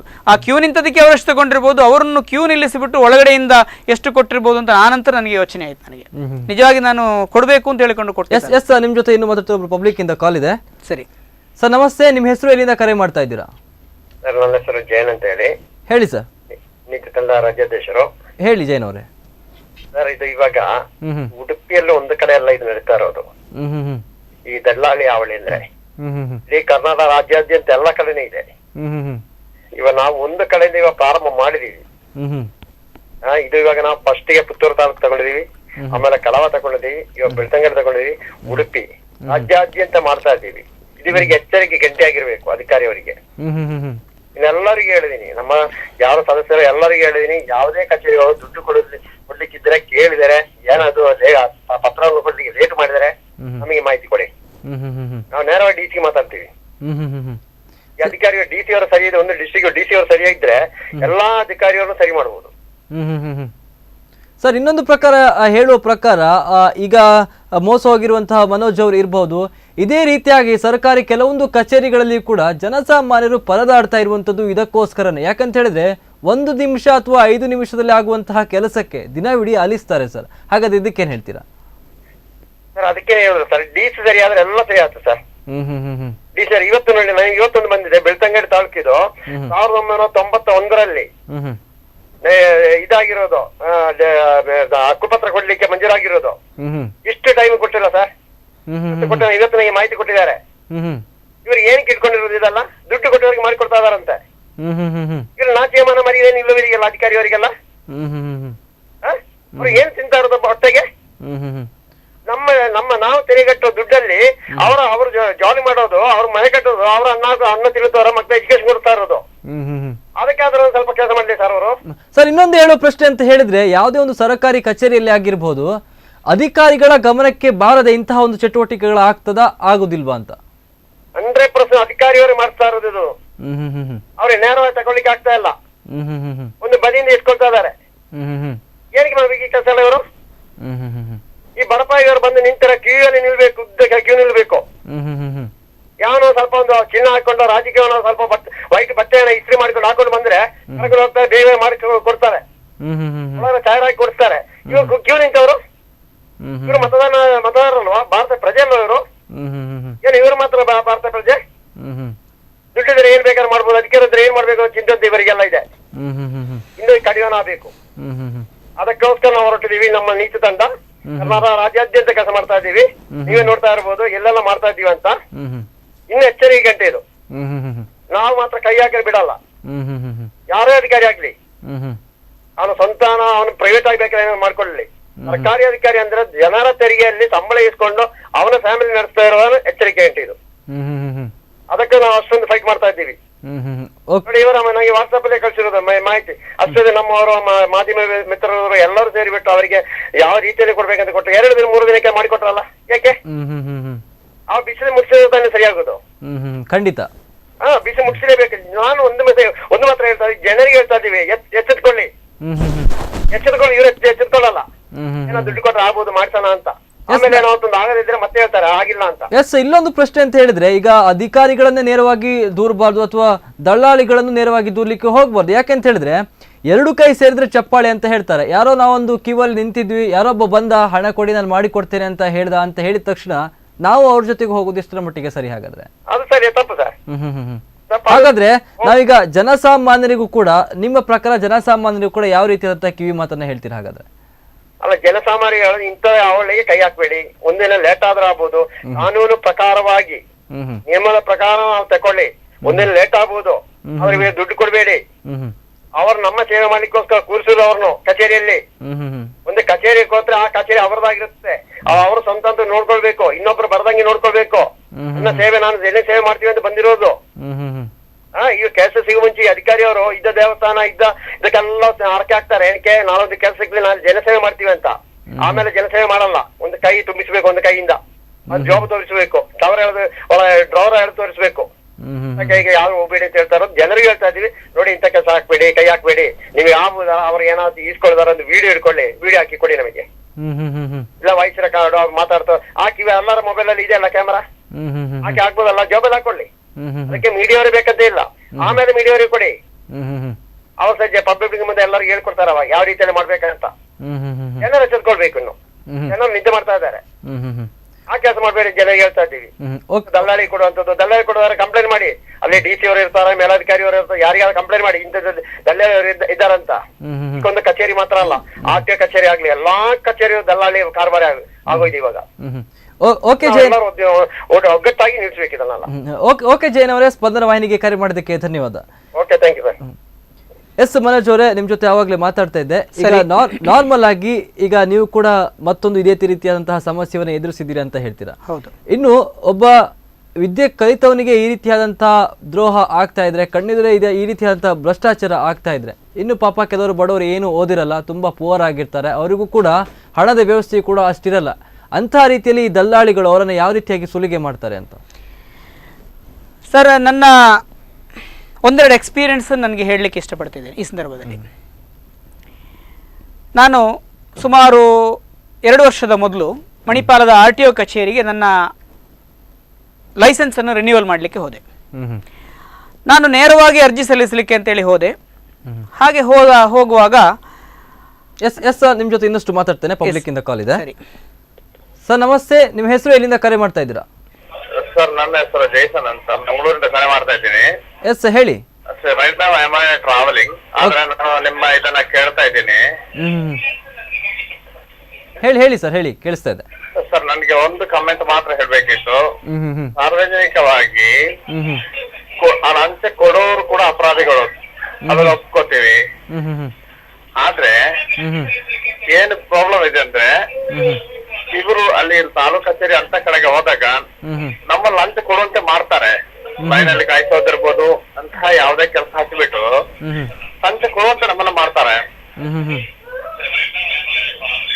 ನಾನು ಹೇಳುವ ಪ್ರಕಾರ ಯಾರೋ ಒಬ್ರು ಲಂಚ ಕೊಡುವ ಹಾಗೆ ಮಾಡ್ತಾರೆ ಅಂತ ಹೇಳ್ತೀರಿ ನೀವು.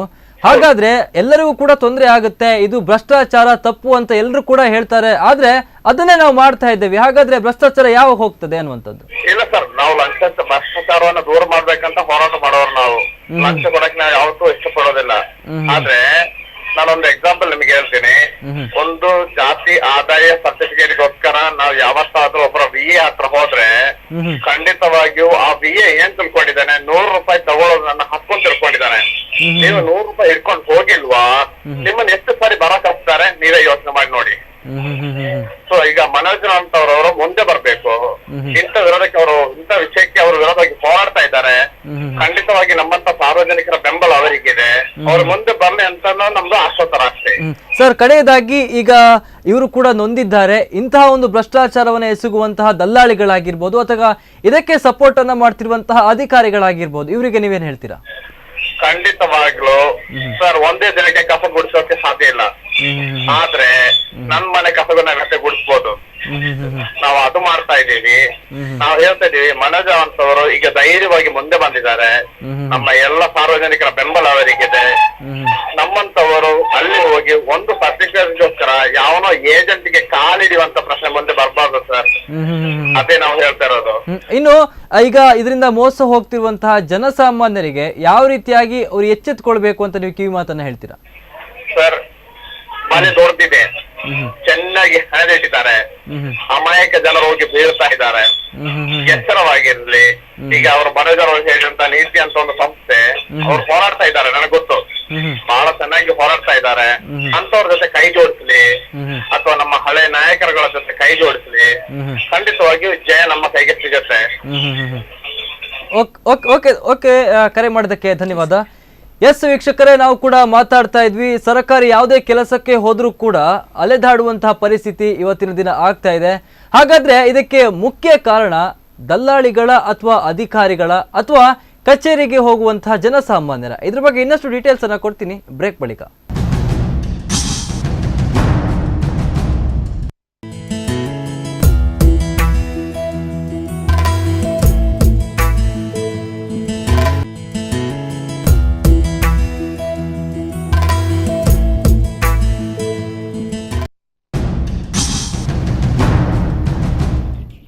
ಬ್ರೇಕ್ ಬಳಿಕ ಲಂಚಾವತಾರಕ್ಕೆ ಮತ್ತೆ ಸ್ವಾಗತ. ಎಸ್, ನಾನು ಆವಾಗಿಂದ ಮಾತಾಡ್ತಾ ಇದ್ದೇನೆ, ಸರ್ಕಾರಿಯ ಯಾವುದೇ ಕೆಲಸಕ್ಕೆ ಹೋದರೂ ಕಾರ್ಯಕ್ಕೆ ಹೋದರೂ ಕೂಡ ಮಧ್ಯ ದಲ್ಲಾಳಿಗಳು ಪ್ರವೇಶಿಸ್ತಾರೆ. ನಿಮ್ಮ ಕೆಲಸವನ್ನು ಇಷ್ಟು ದಿನದೊಳಗೆ ಮಾಡಿಕೊಡ್ತೇವೆ, ನಮಗೆ ಇಂತಿಷ್ಟು ಹಣವನ್ನು ಕೊಡಿ. ಅಥವಾ ಸರ್ಕಾರಿ ಅಧಿಕಾರಿಗಳೇ ಒಂದು ನಿಮಿಷ ಅಥವಾ ಒಂದು ದಿನ ಆಗುವಂತಹ ಕೆಲಸವನ್ನು ತಿಂಗಳಗಟ್ಟಲೆ ಜನಸಾಮಾನ್ಯರನ್ನು ಅಲೆದಾಡಿಸ್ತಾರೆ. ಹಾಗಾದರೆ ಇದು ಎಷ್ಟರ ಮಟ್ಟಿಗೆ ಸರಿ? ಯಾವುದೇ ಒಬ್ಬ ವ್ಯಕ್ತಿ ಆಗಿರ್ಬೋದು, ಮನುಷ್ಯ ಆಗಿರ್ಬೋದು, ಎಲ್ಲರೂ ಕೂಡ ಹಣವಂತನಾಗಿರಲ್ಲ, ಶ್ರೀಮಂತನಾಗಿರಲ್ಲ, ಬುದ್ಧಿವಂತನಾಗಿರಲ್ಲ. ಸರ್ಕಾರಿ ಎಲ್ಲ ಕೆಲಸಕ್ಕೂ ಹೋಗೋದು ಕೂಡ ಜನಸಾಮಾನ್ಯನಾಗಿರ್ತಾರೆ. ಅಂಥನನ್ನು ಗೋಳೈಕೊಳ್ಳೋದು ಎಷ್ಟರ ಮಟ್ಟಿಗೆ ಸರಿ ಅನ್ನುವಂಥದ್ದು. ಎಸ್, ನಾನು ಮಾತಾಡ್ತಾ ಇದ್ದೆ. ಮನೋಜ್ ಅವರೇ, ಈಗಾಗಲೇ ನೀವು ಹೇಳ್ತಾ ಇದ್ರಿ RTO ಆಫೀಸಲ್ಲಿ ಹೋದಾಗಲೂ ಕೂಡ ನಿಮಗೆ ಒಂದು ಅನ್ಯಾಯ ಆಗಿರುವಂಥದ್ದು, ಇದ್ರ ಬಗ್ಗೆ. RTO ಆಫೀಸ್ನಲ್ಲಿ ನಾನು ನನ್ನ ಲೈಸೆನ್ಸ್ ರಿನ್ಯೂವಲ್ಗೆ ಹೋದೆ. ಅಲ್ಲಿ ಹೋಗಿ ನಾನು ಅರ್ಜಿ ಸಲ್ಲಿಸಲಿಕ್ಕೆ ಬೇಕಾದ ಇದನ್ನು ಪತ್ರ ತಗೊಂಡೆ. ಆವಾಗ ಡಾಕ್ಟರ್ ಸರ್ಟಿಫಿಕೇಟ್ ಬೇಕು ಅಂತ ಹೇಳಿದರು. ಅದಕ್ಕೆ ಒಂದು ಫಾರ್ಮ್ ನನಗೆ ಅಲ್ಲಿ ಸಿಗಲಿಲ್ಲ. ಕಡೆಗೆ ನನಗೆ ಯಾರೋ ಒಂದು ಈ ಫಾರ್ಮನ್ನು ಜೆರಾಕ್ಸ್ ಮಾಡಿ ಯೂಸ್ ಮಾಡಿ ಅಂತ ಕೊಟ್ಟರು.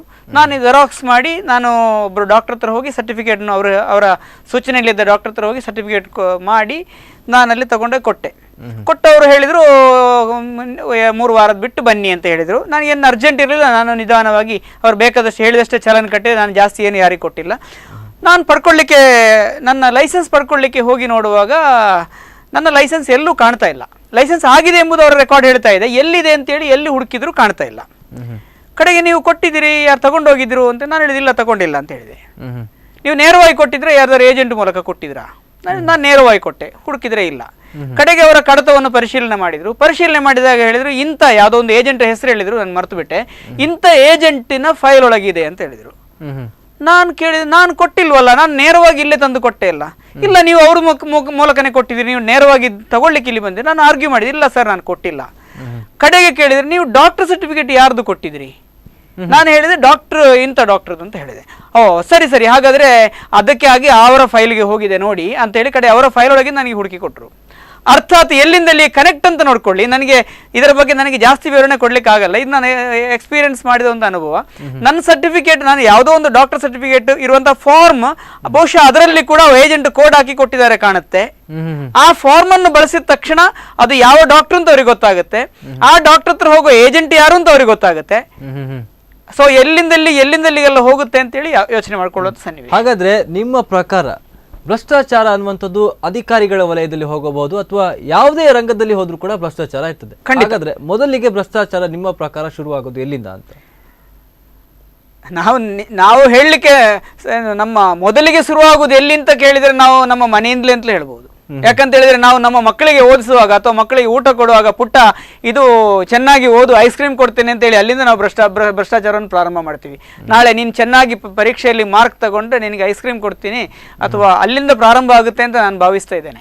ಆ ನಂತರ ಇಲ್ಲಿ ಯಾವುದೇ ಹಂತದಲ್ಲಿ ಬಂದರೆ ಕೂಡ ಸರ್ಕಾರಿ ಕಚೇರಿ ಇರಬಹುದು ಅಥವಾ ಯಾವುದೇ ಕಚೇರಿ ಇರಬಹುದು, ಅರ್ಜೆಂಟಿಗೆ ಕೆಲಸ ಮಾಡಿಸೋದಕ್ಕೋಸ್ಕರ ಅರ್ಜೆಂಟ್ ಇದೆ ಅಂತ ಹೇಳಿ ಒಂದು 50 ರೂಪಾಯಿ 100 ರೂಪಾಯಿ ಕೊಡುವಂಥದ್ದು ಅಲ್ಲಿಂದ ಪ್ರಾರಂಭ ಆಗಿರ್ಬೋದು. ಅಥವಾ ರಸ್ತೆ ಬದಿಯಲ್ಲಿ ನಿಲ್ಲಿಸಿದಂಥ ಪೊಲೀಸರು ವೆಹಿಕಲ್ಗಳನ್ನು ತಪಾಸಣೆ ಮಾಡುವಾಗ ನಮ್ಮ ಕೈಯಲ್ಲಿ ಬೇಕಾದಂಥ ಡಾಕ್ಯುಮೆಂಟ್ ಇಲ್ಲದೆ ಇರುವ ಸಂದರ್ಭದಲ್ಲಿ ಅವರಿಂದ ತಪ್ಪಿಸಿಕೊಳ್ಳಿಕ್ಕೆ ಅಂತೇಳಿ 50 ರೂಪಾಯಿನೋ 100 ರೂಪಾಯಿನೋ ಕೊಟ್ಟು ಅಲ್ಲಿಂದ ಪ್ರಾರಂಭ ಮಾಡಿದ್ದೂ ಇರಬಹುದು, ಗೊತ್ತಿಲ್ಲ.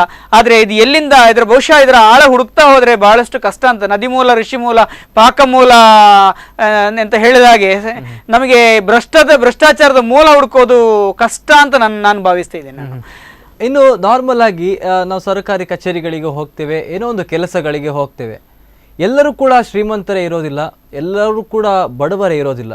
ನಾರ್ಮಲ್ ಆಗಿ ಸರ್ಕಾರಿ ಕಚೇರಿಗಳಿಗೆ ಹೋಗುವಂಥವ್ರು ನಾರ್ಮಲ್ ಆಗಿ ಒಂದು RTC ಆಗಿರ್ಬೋದು, ಅದರ ತಿದ್ದುಪಡಿ ಆಗಿರ್ಬೋದು, ಅಥವಾ ರೇಷನ್ ಕಾರ್ಡ್ ತಿದ್ದುಪಡಿ ಆಗಿರ್ಬೋದು, ಅಥವಾ ರೇಷನ್ ಕಾರ್ಡ್ ಮಾಡಿಸ್ಲಿಕ್ಕೆ ಆಗಿರ್ಬೋದು, ಅಥವಾ ಇನ್ಯಾವುದು ವೋಟರ್ ID ಆಗಿರ್ಬೋದು, ಆಧಾರ್ ಕಾರ್ಡ್ ಆಗಿರ್ಬೋದು. ಇಂತಹ ಒಂದು ಸಂದರ್ಭದಲ್ಲಿ ಕೆಲವರಿಗೆ ಸ್ವಲ್ಪ ಅರ್ಜೆಂಟ್ ಇರುತ್ತೆ, ಸ್ವಲ್ಪ ಬೇಗ ಆಗಬೇಕಿರುತ್ತೆ. ಇಂತಹ ಒಂದು ಸಂದರ್ಭದಲ್ಲಿ ಯಾವುದೊಬ್ಬ ಬಡವ ಆಗಿರ್ಬೋದು, ಜನಸಾಮಾನ್ಯನಾಗಿರ್ಬೋದು, ಈ ರೀತಿಯಾದಂತಹ ಅಧಿಕಾರಿಗಳು ಸತಾಯಿಸ್ತಾ ಇದ್ರೆ ಅದು ಎಷ್ಟರ ಮಟ್ಟಿಗೆ ಕಷ್ಟ ಆಗ್ಬೋದು ಅಂತ? ಖಂಡಿತವಾಗಿ ಬಹಳಷ್ಟು ಕಷ್ಟ ಆಗುತ್ತೆ. ಯಾಕಂದ್ರೆ ಕೆಲವೊಂದು ವಿಚಾರಗಳಿಗೆ ನಮಗೆ ಕಡೆಯ ದಿನಾಂಕ ಗೊತ್ತಾಗೋದು ಬಹಳ ತಡ ಆಗಿ 3-4 ದಿವಸದ ಕಡೆ ದಿನಾಂಕ ಇರುತ್ತೆ. ಆ ಸಂದರ್ಭದಲ್ಲಿ ಅರ್ಜಿ ಸಲ್ಲಿಸದಿದ್ದರೆ ನಮಗೆ ಸಿಗುವಂಥ ಸವಲತ್ತುಗಳು ಸಿಗದೆ ಹೋಗುವಂಥ ಸಾಧ್ಯತೆ ಇದೆ. ಇಂಥದನ್ನು ದುರುಪಯೋಗ ಪಡಿಸ್ಕೊಂಡ್ಬಿಟ್ಟು ಏಜೆಂಟರು ಮತ್ತು ಅಧಿಕಾರಿಗಳು ಒಟ್ಟಿಗೆ ಸೇರಿ ಬಡವರ ರಕ್ತವನ್ನು ಹೀರ್ತಾರೆ. ಅಲ್ಲಿ ಎಷ್ಟು ಹಣ ಕೊಟ್ಟರು ನನ್ನ ಕೆಲಸ ಆಗಬೇಕು ಅಂತೇಳಿ ಒಂದು ಇದರಲ್ಲಿ ಬಂದಿರ್ತಾರೆ. ಅವ್ರ ಹತ್ರ ಅವರು ಎಷ್ಟು ಕೇಳ್ತಾರೋ ಅಷ್ಟು ಕೊಡ್ಲಿಕ್ಕೆ ಇವರು ರೆಡಿ ಆಗುವಂಥ ಸಂದರ್ಭ ಕೂಡ ನಾವು ಕಾಣ್ತೇವೆ. ಯಾಕಂತೇಳಿ ಇವರಿಗೆ ಉಪಾಯ ಇಲ್ಲ, ಏನಾದರೂ ಮಾಡಿ ತಗೊಳ್ಳೇಬೇಕು ಸವಲತ್ತನ್ನು ಅಂತೇಳಿ. ಸೊ ಇಂಥ ಸಂದರ್ಭದಲ್ಲಿ ನನ್ನದೊಂದು ಸಲಹೆ ಏನು ಅಂತ ಹೇಳಿದ್ರೆ, ನಮ್ಮ ರೈಲ್ವೆಯನ್ನು ನಾನು ಇದಕ್ಕೆ ಹೋಲಿಸಲಿಕ್ಕೆ ಇಷ್ಟಪಡ್ತಿದ್ದೇನೆ. ರೈಲ್ವೆಯಲ್ಲಿ ನಾವು ಸಾಮಾನ್ಯವಾಗಿ ನಾವು ಟಿಕೆಟ್ ಕಾದಿರಿಸಲಿಕ್ಕೆ ಹೋದರೆ ಬಹಳಷ್ಟು ಸೀಟ್ ಖಾಲಿ, ಅಂದರೆ ನಮಗೆ ಬೇಕಾದಾಗ ಸೀಟ್ ಸಿಗೋದಿಲ್ಲ ಸಂದರ್ಭ ಬರುತ್ತೆ. ಅದೇ ತತ್ಕಾಲ್ ಅಂತ ಸ್ಕೀಮನ್ನು ಇಂಟ್ರೊಡ್ಯೂಸ್ ಮಾಡಿದ್ದಾರೆ. 24 ಗಂಟೆ ಮೊದಲು ನಾವು ರೈಲು ಹೊರಡೋ 24 ಗಂಟೆ ಮೊದಲು ನಾವು ತತ್ಕಾಲ್ ಟಿಕೆಟ್ನ ಪ್ರಕಾರ ನಾವು ಸೀಟನ್ನು ಕಾದಿರಿಸ್ಕೊಳ್ಬೋದು. ಅದಕ್ಕೆ ತುಂಬ ಚಾರ್ಜ್, ಡಬಲ್ಗಿಂತ ಜಾಸ್ತಿ ಚಾರ್ಜ್ ಮಾಡಿ ನಾವು ರಿಸರ್ವ್ ಮಾಡುವಂಥ ವ್ಯವಸ್ಥೆಯನ್ನು ಕೇಂದ್ರ ಸರ್ಕಾರ ಒದಗಿಸಿಕೊಟ್ಟಿದೆ. ಅದೇ ರೀತಿಯಲ್ಲಿ ಇನ್ನೂ ಒಂದು ಹೆಜ್ಜೆ ಮುಂದಿಟ್ಟುಕೊಂಡು ಪ್ರೀಮಿಯಂ ಟಿಕೆಟ್ಗಳನ್ನು ಸಹಿತ ಕೊಡುವಂಥ ಒಂದು ವ್ಯವಸ್ಥೆ ಇದೆ. ಹೆಚ್ಚು ದುಡ್ಡು ಕೊಟ್ಟು ಆಕ್ಷನ್ ಮಾಡಿಕೊಂಡು ನಮಗೆ ಬೇಕಾದ ಸೀಟನ್ನು ತರ್ಕೊಳ್ಳುವಂಥ ಸರ್ಕಾರಕ್ಕೆ ಹಣ ಹೋಗುವಂಥದ್ದು. ಇದೇ ರೀತಿ ಸರ್ಕಾರಿ ಕಚೇರಿಗಳಲ್ಲಿ ಈ ಏಜೆಂಟರ ಹಾವಳಿಯನ್ನೆಲ್ಲ ತಪ್ಪಿಸಲಿಕ್ಕೆ ಅಲ್ಲಿ ಒಂದು ಸಾರ್ವಜನಿಕ ಸಂಪರ್ಕಾಧಿಕಾರಿಯನ್ನು ಕೂರಿಸಿ ಸರ್ಕಾರ ನಿಗದಿಪಡಿಸಿದಂಥ ದರದಲ್ಲಿ ತತ್ಕಾಲ ಅಥವಾ ಪ್ರೀಮಿಯಂ ಸರ್ವಿಸ್ಗಳನ್ನು ಪ್ರಾರಂಭ ಮಾಡಿ, ಯಾರಿಗೆ ಸಾಮಾನ್ಯ ಸಮಯದಲ್ಲಿ ಸಾಕು 3 ವಾರದಲ್ಲಿ ಸರ್ಟಿಫಿಕೇಟ್ ಸಾಕು, ಅವರಿಗೆ ಅದೇ ಇದರಲ್ಲಿ 3 ವಾರದಲ್ಲಿ ಸಕಾಲದ ಅನ್ವಯ ಇದು ಸಿಗುವಂತಾಗಬೇಕು. ನಾನು ಹೇಳುವ ಪ್ರಕಾರ ಏನಂತ ಹೇಳಿದ್ರೆ, ಯಾಕೆ ಇವರು ಹಣ ಕೊಡಬೇಕು, ಈ ರೀತಿಯಾದಂಥ ಪ್ರೀಮಿಯಂ ವ್ಯವಸ್ಥೆಗೆ ಹೋಗಬೇಕು ಅಂತ? ಯಾಕೆಂತ ಹೇಳಿದ್ರೆ ಸರ್ಕಾರದಲ್ಲಿ ಸಿಬ್ಬಂದಿಗಳಿರ್ತಾರೆ, ಅವರಿಗೂ ಕೂಡ ಇದೇ ಕೆಲಸ ಮಾಡುವಂಥವ್ರು, ಅವ್ರಿಗೆ ಯಾಕೆ ಬೇಗ ಕೆಲಸ ಮಾಡೋಕ್ಕಾಗಲ್ಲ? ಹಾಗಾದ್ರೆ ಇದನ್ನ ಬಿಟ್ಟು ಬೇರೆ ಕೆಲಸ ಇರ್ತದೆ ಕಚೇರಿಯಲ್ಲಿ. ಸರ್, ಅದಕ್ಕೆ ನಾನು ಏನು ಹೇಳಲಿಕ್ಕೆ ಬಯಸ್ತೇನೆ ಅಂತ ಹೇಳಿದ್ರೆ, ಕೆಲಸದ ಒತ್ತಡ ಅವರಿಗೂ ಇದೆ. ಅಷ್ಟು ಕೆಲಸದ ಒತ್ತಡ ಇರುವಾಗ ಒಂದೊಂದು ಕಡತಗಳನ್ನು ವಿಲೇವಾರಿ ಮಾಡಲಿಕ್ಕೆ ಸಕಾಲದ ಅಡಿಯಲ್ಲಿ ಸರ್ಕಾರ ಕೊಟ್ಟಂತ ಸಮಯ ಇದೆ. ಆ ಸಮಯದಲ್ಲಿ ಅವರು ಕೊಡಲೇಬೇಕು. 21 ದಿವಸ ಇರ್ಬೋದು, 15 ದಿವಸ ಇದ್ರು, ಕೆಲವೊಂದು ಕೆಲಸಕ್ಕೆ 45 ದಿವಸ ಇರ್ಬೋದು. ಅವರಿಗೆ ಕೆಲವೊಂದು ಕಡತಗಳನ್ನು ಪರಿಶೀಲನೆ ಮಾಡಿ ಹುಡುಕಿ ಕೊಡ್ಲಿಕ್ಕಿರುತ್ತೆ. ಅದಕ್ಕಾಗಿ ಅವರು ಆ ಸಮಯ ಸಕಾಲದಲ್ಲಿ ಏನು ಸಮಯವನ್ನು ನಿಗದಿಪಡಿಸಲಾಗಿದೆಯೋ ಆ ಸಮಯವನ್ನು ಅವರು ತಗೊಳ್ಳೋದ್ರಲ್ಲಿ ಯಾವುದೇ ತಪ್ಪಿಲ್ಲ ಅಂತ ನನ್ನ ಭಾವನೆ. ಆದ್ರೆ ಕೆಲವರಿಗೆ ಇನ್ನಷ್ಟು ಅರ್ಜೆಂಟ್ ಇರುತ್ತೆ. ಈಗ ನನಗೆ ನಿಜವಾಗಿ ಮೊನ್ನೆ ಅರ್ಜೆಂಟ್ ಇದ್ದಿಲ್ಲ, ನಾನು ಈ ಕೆಲಸಕ್ಕೆ ಹೋಗ್ತಿರ್ಲಿಲ್ಲ. ಇಷ್ಟು ಅರ್ಜೆಂಟ್ ಇರುವ ಸಂದರ್ಭದಲ್ಲಿ ನಮಗೆ ಅರ್ಜೆಂಟ್ ಇರುವವರಿಗೆ ಸಹಾಯ ಮಾಡಲಿಕ್ಕೆ ಸರ್ಕಾರವೇ ಹೆಚ್ಚು ಶುಲ್ಕವನ್ನು ವಿಧಿಸಿ ಒಂದು ಪ್ರೀಮಿಯಂ ಸರ್ವಿಸ್ ಅನ್ನು ಪ್ರಾರಂಭ ಮಾಡಿದ್ರೆ ಆವಾಗ ನೇರವಾಗಿ ಸರ್ಕಾರಕ್ಕೆ ಸಂದಾಯವಾಗಿರ್ಬೇಕು. ಟ್ರಾನ್ಸ್ಫರ್. ಎಸ್ ಸರ್, ನಿಮ್ದು ಇನ್ನಷ್ಟು ಮಾತಾಡ್ತೇನೆ. ಪಬ್ಲಿಕ್ ಇಂದ ಕಾಲ್ ಇದೆ. ಸರ್ ನಮಸ್ತೆ, ನಿಮ್ಮ ಹೆಸರು, ಎಲ್ಲಿಂದ ಕರೆ ಮಾಡ್ತಾ ಇದ್ದೀರಾ? ನಾವು ಪಿತ್ರೋಡಿ ರಮೇಶ್. ಹೇಳಿ ರಮೇಶ್ ಅವರೇ. ಅಲ್ಲ, ಈಗ ಆರ್ಟಿಒದಲ್ಲಿ ಎಲ್ಲ ಇವರು ನಾವು ಹೋದಾಗ ನಾವು ಲೈಸೆನ್ಸಿಗೆ ಅಪ್ಲೈ ಮಾಡ್ತೇವಲ್ಲ, ಆಗ ಏಜೆಂಟ್ಗಳು ಬಂದು ನಮ್ಮ ಮುಂದೆ 5-6 ಸ್ಲಿಪ್ಗಳೆಲ್ಲ ಕೊಡ್ತಾರೆ. ಆಗ ನಮ್ಮ ಲೈನಿನವರಿಗೆ ತುಂಬಾ ತೊಂದರೆ ಆಗ್ತದಲ್ಲ, ಅದು ನಿಲ್ಲಿಸ್ಬೇಕು ಒಂದಾಗಿ. ಮತ್ತೆ ಅವರನ್ನೇ ತಗೊಳ್ಳುವುದು ವಿನ ಲೈನ್ ಇದ್ದವರು ತಗೊಳ್ಳುದಿಲ್ಲ ಅವರು. ಹ್ಮ್ ಹ್ಮ್ ಹ್ಮ್ ಹ್ಮ್ ನಮ್ಮಿಂದ ಕೇಳುದೇ ಇಲ್ಲ. ಹ್ಮ್ ಹ್ಮ್ ಹ್ಮ್ ಹ್ಮ್ ಮತ್ತೆ ನಾವು ಲೈನಿಗೆ ಹಣ ಕಟ್ಟಿ ಹ್ಮ್ ಹ್ಮ್ ಅಲ್ಲಿ ಲೈಸೆನ್ಸ್ ಮಾಡ್ಲಿಕ್ಕೆ ಹೋಗ್ತೇವಲ್ಲ, ಹ್ಮ್ ಆಗ ಕಂಪ್ಯೂಟರ್ನೆಲ್ಲ ಫೀಡ್ ಮಾಡ್ತಾರೆ, ನಮ್ಮ ಹೆಸರು ಫೋಟೋ ಎಲ್ಲ ತೆಗಿತಾರೆ. ಹ್ಮ್ ಆಗಲೇ ನಮ್ಗೆ ಕಾರ್ಡ್ ಕೊಡ್ಬೋದಲ್ಲ, ಹ್ಮ್ ಹ್ಮ್ ಹ್ಮ್ ಹ್ಮ್ ಕೊಡುದಿಲ್ಲ. 1 ತಿಂಗಳ ನಂತರ ಬನ್ನಿ ಹೇಳ್ತಾರೆ. ಹ್ಮ್ ಹ್ಮ್ ಹ್ಮ್ ಹ್ಮ್ ಅದು ಯಾಕೆ? ಸರ್ ನಾನು ಹೇಳುವ ಪ್ರಕಾರ ಈಗ ಏನು ನೀವು ಹೇಳಿದ್ರಿ RTO ಆಫೀಸಲ್ಲಿ ಅಂತ ಹೇಳಿದ್ರಿ, ಇಂತಹ ಒಂದು ಕೆಲವೊಂದು ಭ್ರಷ್ಟಾಚಾರಗಳು ಕಣ್ಣೆದ್ರೆ ನಡೀತಿರುತ್ತೆ, ಅಲ್ಲ. ಆವಾಗ್ಲೇ ಯಾಕೆ ಪ್ರಶ್ನಿಸಲ್ಲ ಅನ್ನುವಂಥದ್ದು. ಅಲ್ಲ, ಅದು ನೋಡಿ ಕೆಲವು ಜನರಿಗೆ ಏನಾಗ್ತದೆ ನೋಡಿ, ಕೆಲಸ ಮಾಡುವವರಿಗೆ ತಿಂಗಳಿಗೆ 30,000 ಸಂಬಳ ಇರ್ತದೆ ಕೆಲವರಿಗೆ. ಅವರು ಹೋಗಿ ಅಲ್ಲಿ ಲೈನಿಗೆ ಅಂತೂ ಆಗಲೇ 1-2 ಗಂಟೆ ಲೈಸೆನ್ಸ್ ರಿನ್ಯೂ ಆದ್ರೆ ತೊಂದರೆ ಇಲ್ಲ. ಅವರು ಆಗ ಲೈಸೆನ್ಸ್ ಅಲ್ಲಿ ಕಾಯ್ಬೇಕು 1-2-3 ಗಂಟೆ, ಪುನಃ ಆಗ ಕೊಡುದಿಲ್ಲ.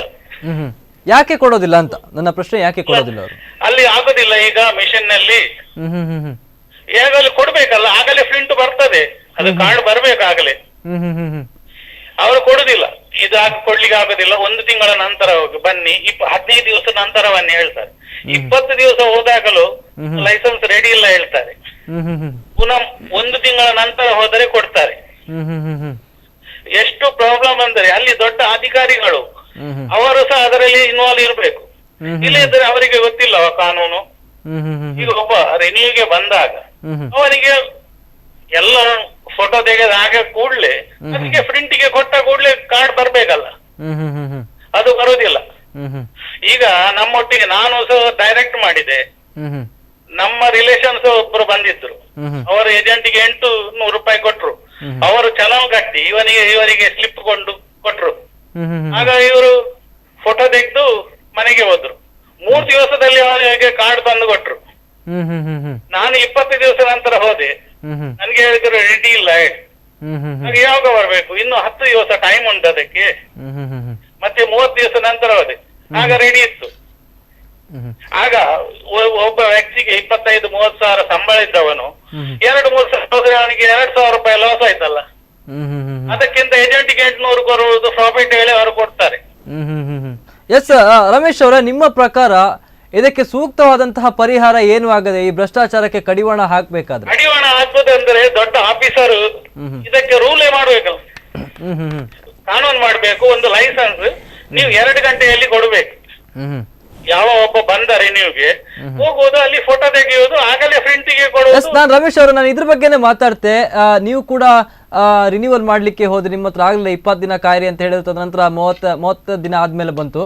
ನಾನು ಹೇಳುವ ಪ್ರಕಾರ ಈಗ ಮತ್ತೊಬ್ರು ಬಂದ್ರು, ಅವರು ಈಗ ಎಲ್ಲಿ ದಲ್ಲಾಳಿಗಳ ಹಾವಳಿ ಜಾಸ್ತಿ ಆಗ್ತದೆ ಅಂತ ಹೇಳಿದ್ರೆ, ನಾವು ಯಾವಾಗ ಅವ್ರಿಗೆ ಹಣ ಕೊಡ್ಲಿಕ್ಕೆ ಶುರು ಮಾಡ್ತೇವೋ ಅಲ್ಲಿಂದ ದಲ್ಲಾಳಿಗಳ ಹಾವಳಿ ಜಾಸ್ತಿ ಆಗ್ತದೆ. ಅವರಿಗೂ ಕೂಡ ಗೊತ್ತಿರ್ತದೆ ಇವರಿಗೂ ಬೇಗ ಕೆಲಸ ಆಗ್ಬೇಕಾಗಿರುತ್ತೆ, ನಾನು ಎಷ್ಟೇ ದುಡ್ಡು ಕೊಡ್ತಾರೆ ಅನ್ನುವಂಥದ್ದು. ಇದರಿಂದ ತಪ್ಪು ಸಾರ್ವಜನಿಕರದ್ದು ಇದೆಯಲ್ದ ಹಾಗಾದ್ರೆ? ಸಾರ್ವಜನಿಕರದ್ದಲ್ಲ. ಯಾಕೆಂದ್ರೆ ಸಾರ್ವಜನಿಕರಿಗೆ ಉಪದ್ರ ಯಾಕೆ ಕೊಡೋದು? ನೀವು ಕೂಡ್ಲೆ ಕಾನೂನು ಮಾಡ್ಬೇಕಲ್ಲ. ಸಾರ್ವಜನಿಕರು ಬಂದ್ರೆ ಅವರಿಗೆ ಉಪದ್ರ ಆಗಬಾರ್ದು. 1 ಗಂಟೆ ಇಲ್ಲ 2 ಗಂಟೆಯಲ್ಲಿ ಲೈಸೆನ್ಸ್ ಸಿಗ್ಬೇಕು. ನಿಮ್ಮ ಫೋಟೋ ತೆಗೆದ ಕೂಡಲೇ ಲೈಸೆನ್ಸ್ ಪ್ರಿಂಟ್ ಆಗಿ ಬರ್ಬೇಕು ಕಾರ್ಡ್. ಅದು ಯಾಕೆ ಪ್ರಿಂಟಿಗೆ ಕೊಡುದಿಲ್ಲ? ಈಗ ಒಂದೇ ದಿವಸದಲ್ಲಿ ಆದ್ರೆ ಯಾರು ಅಲ್ಲಿ ಏಜೆಂಟ್ ಹಾವಳಿ ಕಡಿಮೆ ಆಗ್ತದಲ್ಲ. ಮತ್ತೆ ನಾವು ಹೋಗಿ ಲೈನ್ ನಲ್ಲಿ ನಿಂತಾಗ ಅವರು ನಮ್ಮಿಂದ ಹಣ ತಗೊಳ್ಳುವುದಿಲ್ಲ ಮೊದಲು ಸ್ಲಿಪ್. ಯಾಕಂದ್ರೆ ನಾನು ಹೋದಾಗ ನಿಂತಾಗ ನನ್ನ ಮುಂದೆ 3 ಸ್ಟೂಡೆಂಟ್ ಇದ್ರು. ಅವರು ನಮ್ಮ ಮುಖ ಸಹ ನೋಡುದಿಲ್ಲ. ಖಾಲಿ ಏಜೆಂಟ್ ಬರುವುದು, ಕಿಟಕಿಯಲ್ಲಿ ಕೈ ಹಾಕುವುದು, 5-6 ಸ್ಲಿಪ್ ಕೊಡುವುದು, ಹೋಗುದು, ಅವರದ್ದೇ ಮಾಡುದು. ಮತ್ತೆ ನಾನು ಕೇಳಿದೆ, ನಿಮ್ಮ ಮುಖ ನೋಡ್ಲಿಕ್ಕೆ ಬಂದದ್ದ, ನೀವು ಹಣ ಕೊಟ್ಟವರಿಗೆ ಮಾತ್ರ ಸ್ಲಿಪ್ ಕೊಡೋದು, ನಮ್ಗೆ ಏನ್ ಕೊಡುದಿಲ್ಲ ಕೇಳಿದೆ. ಹಾಗಾದ್ರೆ ನಿಮ್ಮ ಪೇಪರ್ ಕೊಡಿ ಹೇಳಿದ್ರು. ಆಗ ನಾನು ಹೇಳಿದೆ, ನನ್ನ ಮೊದಲು 3 ಸ್ಟೂಡೆಂಟ್ ಇದ್ದಾರಲ್ಲ, ಅವರದ್ದು ಮೊದಲು ತಗೊಳ್ಳಿ ಹೇಳಿ. ಮತ್ತೆ ಅವರದ್ದು ತಗೊಂಡ್ರು. ಆ ನಂತರ ನನಗೆ ಹೇಳಿದ್ರು, ನಿಮ್ದು 1 ವರ್ಷ ಓವರ್ ಆಗಿದೆ, ಇದಕ್ಕೆ ಎಷ್ಟು ಹಣ ಎಂದು ಇದು ಫೈನ್ ಎಂದು ಬರೆಸಿಕೊಂಡು ಬನ್ನಿ. ನಾನು ಹೇಳಿದೆ, ನಿಮ್ಗೆ ಗೊತ್ತಿಲ್ಲ 1 ವರ್ಷಕ್ಕೆ ಎಷ್ಟು ಫೈನ್ ಹೇಳಿ? ಇಲ್ಲ, ಅದು ನಮ್ಗೆ ಗೊತ್ತಿಲ್ಲ, ಬೇರೆ ಕಡೆಗೆ ಹೋಗಿ. ನಾನು ಹೇಳಿದೆ, ಪುನಃ ಅಲ್ಲಿ ಹೋಗಿ ಪುನಃ ಬಂದು ಲೈನ್ಗೆ ನಿಲ್ಬೇಕಾಗ ಹೇಳಿದೆ. ಇಲ್ಲ ನೀವು ಡೈರೆಕ್ಟೇ ಬನ್ನಿ. ಮತ್ತೆ ಅಲ್ಲಿ ಹೋದಾಗ ಎಷ್ಟು 200 ರೂಪಾಯಿ ಫೈನ್ ಹಾಕಿ ಕೊಟ್ರು. ಪುನಃ ಬಂದು ಕಟ್ಟಿದೆ. ಈಗ ಕೌಂಟರ್ ಅವರಿಗೆ ಗೊತ್ತಬೇಕಲ್ಲ ಎಷ್ಟು ಫೈನ್ 1 ವರ್ಷಕ್ಕೆ. ಖಂಡಿತ. ಎಸ್, ಬೇಡವಾದ್ದೆಲ್ಲ ಕಾನೂನು ಮಾಡೋದು ಯಾರು? ದೊಡ್ಡ ಆಫೀಸರ್. ಆ ಆಫೀಸರಿಗೆ ಫಾರಿನ್ಗೆ ಕಳಿಸಿ ಟ್ರೈನಿಂಗ್ ಮಾಡ್ಬೇಕು, ಹೇಗೆ ಲೈಸೆನ್ಸ್ ಮಾಡ್ತಾರೆ, ಇದು ಮಾಡ್ತೇವೆ ಹೇಳಿ. ಇವರಿಗೆ ಏನು ಲೈಸೆನ್ಸ್ ನಾಲೆಜ್ ಇಲ್ಲ? ನಾಲೆಜ್ ಉಂಟು, ಎಲ್ಲರಿಗೂ ಉಂಟು, ಎಲ್ಲರಿಗೂ ಹಣ ಬೇಕು. ಏಜೆಂಟಿನ ಫಾರ್ಮಿಗೆ ಒಂದೊಂದು ನಂಬರ್ ಇರ್ತದೆ ಅಲ್ಲಿ. ಓಕೆ ರಮೇಶ್ ಅವರೇ, ಕರೆ ಮಾಡೋದಕ್ಕೆ ಧನ್ಯವಾದ. S, okay. ಸೊ ನಾನು ರಮೇಶ್ ಅವರು ಮಾತಾಡಿದ್ದ ವಿಚಾರದಲ್ಲಿ ಒಂದು ವಿಚಾರವನ್ನು ಕಡೆ ಹೇಳಲಿಕ್ಕೆ ಇಷ್ಟಪಡ್ತಾ ಇದ್ದೀನಿ. ರಮೇಶ್ ಅವರೇ, ಈ ನೀತಿ ತಂಡ ಅಂತ ನಾನು ಆವಾಗಲೇ ಹೇಳಿದೆ, ಬೆಂಗಳೂರಿನಲ್ಲಿ ಮತ್ತು ಬೇರೆ ಬೇರೆ ಕಡೆಯಲ್ಲಿ ಅದ್ಭುತವಾಗಿ ಕೆಲಸ ಮಾಡ್ತಾ ಇದೆ. ನಾವು ಕೂಡ ಒಂದು ನೀತಿ ತಂಡವನ್ನು ಇಲ್ಲಿ ಉಡುಪಿಯಲ್ಲಿ ಪ್ರಾರಂಭಿಸೋಣ. ಇಂಥ ವಿಚಾರಗಳು ನಮ್ಮ ಗಮನಕ್ಕೆ ಬರುವಾಗ ಇದರ ವಿರುದ್ಧ ಹೋರಾಡಲಿಕ್ಕೆ ನಾವೆಲ್ಲ ಒಟ್ಟಾಗೋಣ.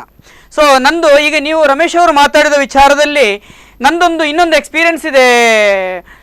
ಕಳೆದ ಅಂದರೆ ನನ್ನ ಈ PMEGP ಸ್ಕೀಮಿನ ಲೋನಿನ ಬಗ್ಗೆನೇ ನನಗೆ ಮುನ್ಸಿಪಾಲ್ಟಿಯಿಂದ ಒಂದು ಸರ್ಟಿಫಿಕೇಟ್ ಆಗಬೇಕಿದ್ದು. ಸರ್ಟಿಫಿಕೇಟ್ ಏನಂದರೆ ಜನಗಣತಿಯ ಪ್ರಮಾಣ ಪತ್ರ ಒಂದು ಸರ್ಟಿಫಿಕೇಟ್ ಆಗಬೇಕಾಗಿತ್ತು.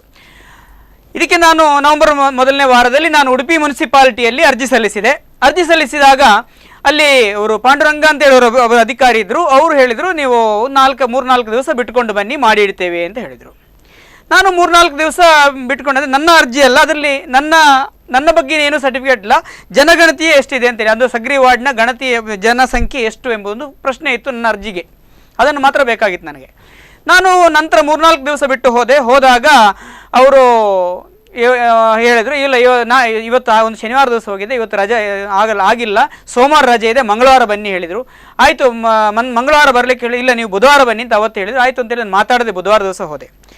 ಈ ಹೇಳಿದ ಟೈಮ್ನಲ್ಲಿ ಒಬ್ಬರು ಮೇಡಮ್ ಇದ್ದರು, ಭಾರತಿ ಅನ್ನೋರೊಬ್ಬರು ಮೇಡಮ್ ಇದರಲ್ಲಿ. ಅವರು ನಿಜವಾಗಿ ಇದನ್ನು ಬರೆಯೋರಂತೆ. ಅವರು ಹೇಳ್ತಾರೆ, ಅವರು ಸ್ವಲ್ಪ ದಬಾಯಿಸ್ಬಿಟ್ಟು, ನೀವು ಹೇಳಿದ ಟೈಮಿಗೆ ಹಾಗೆಲ್ಲ ಕೊಡೋಕ್ಕಾಗಲ್ರಿ ಅಂತ ಹೇಳ್ಕೊಂಡು ಹೋದರು. ನಾನು ಏನೂ ಮಾತಾಡಿಲ್ಲ ಅವತ್ತು, ವಾಪಸ್ ಬಂದೆ. ಬುಧವಾರ ದಿವಸ ನಾನಲ್ಲಿ ಹೋಗಿ ನೋಡಿದರೆ ಪಾಂಡುರಂಗ ಅವ್ರ ಹತ್ರ ಕೇಳಿದೆ, ಸರ್ ಇದು ನಂದು ಸರ್ಟಿಫಿಕೇಟ್ ಕೇಳಿ, ಇದು ಭಾರತಿ ಅವ್ರ ಹತ್ರ ಇದೆ ಅಂತ ಹೇಳಿದರು. ಸ್ವಲ್ಪ ಹೊತ್ತು ಬಿಟ್ಟು ಭಾರತೀಯವರು ಬಂದರೆ ಅವ್ರ ಹತ್ರ ಕೇಳಿದೆ, ಇಲ್ಲ ಪಾಂಡುರಂಗ ಅವರಿಗೆ ಕೊಟ್ಟಿದ್ದೇನೆ ಹೇಳಿದರು. ಆನಂತರ ಕೇಳ್ತಾರೆ, ಇವರು ಭಾರತೀಯವರು ಹೇಳ್ತಾರೆ, ನಾನು ಅವ್ರಿಗೆ ಕೊಡ್ಲಿಕ್ಕೆ ಉಮೇಶನವರ ಕೈಯಲ್ಲಿ ಕೊಟ್ಟಿದ್ದೇನೆ, ಉಮೇಶ್ ಹಿಡ್ಕೊಂಡು ಎಲ್ಲಿಗೋ ಹೋಗಿದ್ದಾರೆ ಅಂತ ಹೇಳಿದರು. ನನಗೆ ಮತ್ತೆ ಮಾರನೇ ದಿವಸವನ್ನು ನಾನು ಆಮೇಲೆ ಮತ್ತೂ ಮಾತಾಡಿಲ್ಲ. ಮಾರನೇ ದಿವಸ ಹೋಗಿಬಿಟ್ಟು ನೋಡಿದಾಗ ಇನ್ನೂ ಆಗಿಲ್ಲ. ಚೆನ್ನಾಗಿ ದಬಾಯಿಸಿದವರಿಗೆ, ನೀವು ಇಲ್ಲಿ ಕೂತ್ಕೊಂಡಿರೋದು ನೀವು ಇಲ್ಲಿನ ಸಾರ್ವಜನಿಕರ ಕೆಲಸ ಮಾಡೋದಕ್ಕೆ ಇನ್ನೇನು ಮಾಡೋದಕ್ಕೆ ಅಂತ ಕೇಳಿ ಚೆನ್ನಾಗಿ ದಬಾಯಿಸುವಷ್ಟೊತ್ತಿಗೆ ಅಧಿಕಾರಿಯಲ್ಲಿದ್ದರು, ರೆವಿನ್ಯೂ ಹೊಸದಾಗಿ ಬಂದಿರೋ ಅಧಿಕಾರಿ, ಅವರ ಹೆಸರು ಕೇಳಿಲ್ಲ ನಾನು. ಅವ್ರ ಕಡೆ ನಾನು ಕರ್ಕೊಂಡು ಹೋದ್ರು. ನಾನು ಅರ್ಜಿ ಕೊಟ್ಟಾಗಲೂ ಅವರಲ್ಲಿದ್ದರು. ಅವರು ಸಮಾಧಾನ ಪಟ್ಕೊಳ್ಳಿ ಸರ್, ಸಮಾಧಾನ ಪಟ್ಕೊಳ್ಳಿ, ಕೂತ್ಕೊಳ್ಳಿ ಅಂತ ಹೇಳಿದ್ರು. ಭಾಳಷ್ಟು ಮಾತಾಡಿದಾಗ ನಾನು ಚೆನ್ನಾಗಿ ಇದು ಮಾಡಿ ನಾನು ಹೇಳಿದೆ, ನಂಗೆ ಇವತ್ತು ಬೇಕು, ಇಲ್ಲ ನೀವು ನಾಳೆ ಬನ್ನಿ, ನಾಳೆ ಬರೋಕ್ಕಾಗಲ್ಲ, ನನಗೆ ಇವತ್ತೇ ಬೇಕು ಅಂತೇಳಿ ಚಲೋ ಏರುದನಿಯಲ್ಲಿ ಮಾತಾಡಿದೆ. ಯಾಕೆ ಸರ್ ಇವರ ಲಂಚಕ್ಕೋಸ್ಕರ ಮಾತಾಡ್ತಿದ್ದಾರೆ ಕೇಳಿದೆ. ಬೇಕು ಅಂತಿದ್ರೆ ಸಂಪೂರ್ಣ ಆಡಿಯೋ ರೆಕಾರ್ಡ್ ನನ್ನ ಕೈಯಲ್ಲಿದೆ. ಹಾಗಾಗಿ ನಾನು ಇಷ್ಟು ಧೈರ್ಯವಾಗಿ ಇವರುಗಳ ಹೆಸರನ್ನು ಹೇಳಿ ಮಾತಾಡ್ತಿದ್ದೀನಿ. ಜೋರಾಗಿ ಕೇಳಿದಕ್ಕೆ ಅರ್ಧ ಗಂಟೆ ಕೂತ್ಕೊಳ್ಳಿ ಅಂತ ಹೇಳಿ ಅರ್ಧ ಗಂಟೆ ನನ್ನನ್ನು ಕೂರಿಸಿ ಸರ್ಟಿಫಿಕೇಟ್ ನಾನು ಕೊಟ್ಟು ಕಳಿಸಿದ್ರು. ಆ ದೃಢೀಕರಣ ಪತ್ರವನ್ನು ಕೂಡ ನಾನು ತಂದಿದ್ದೀನಿ, ನಾನು ತಗೊಂಬಂದಿದ್ದೀನಿ.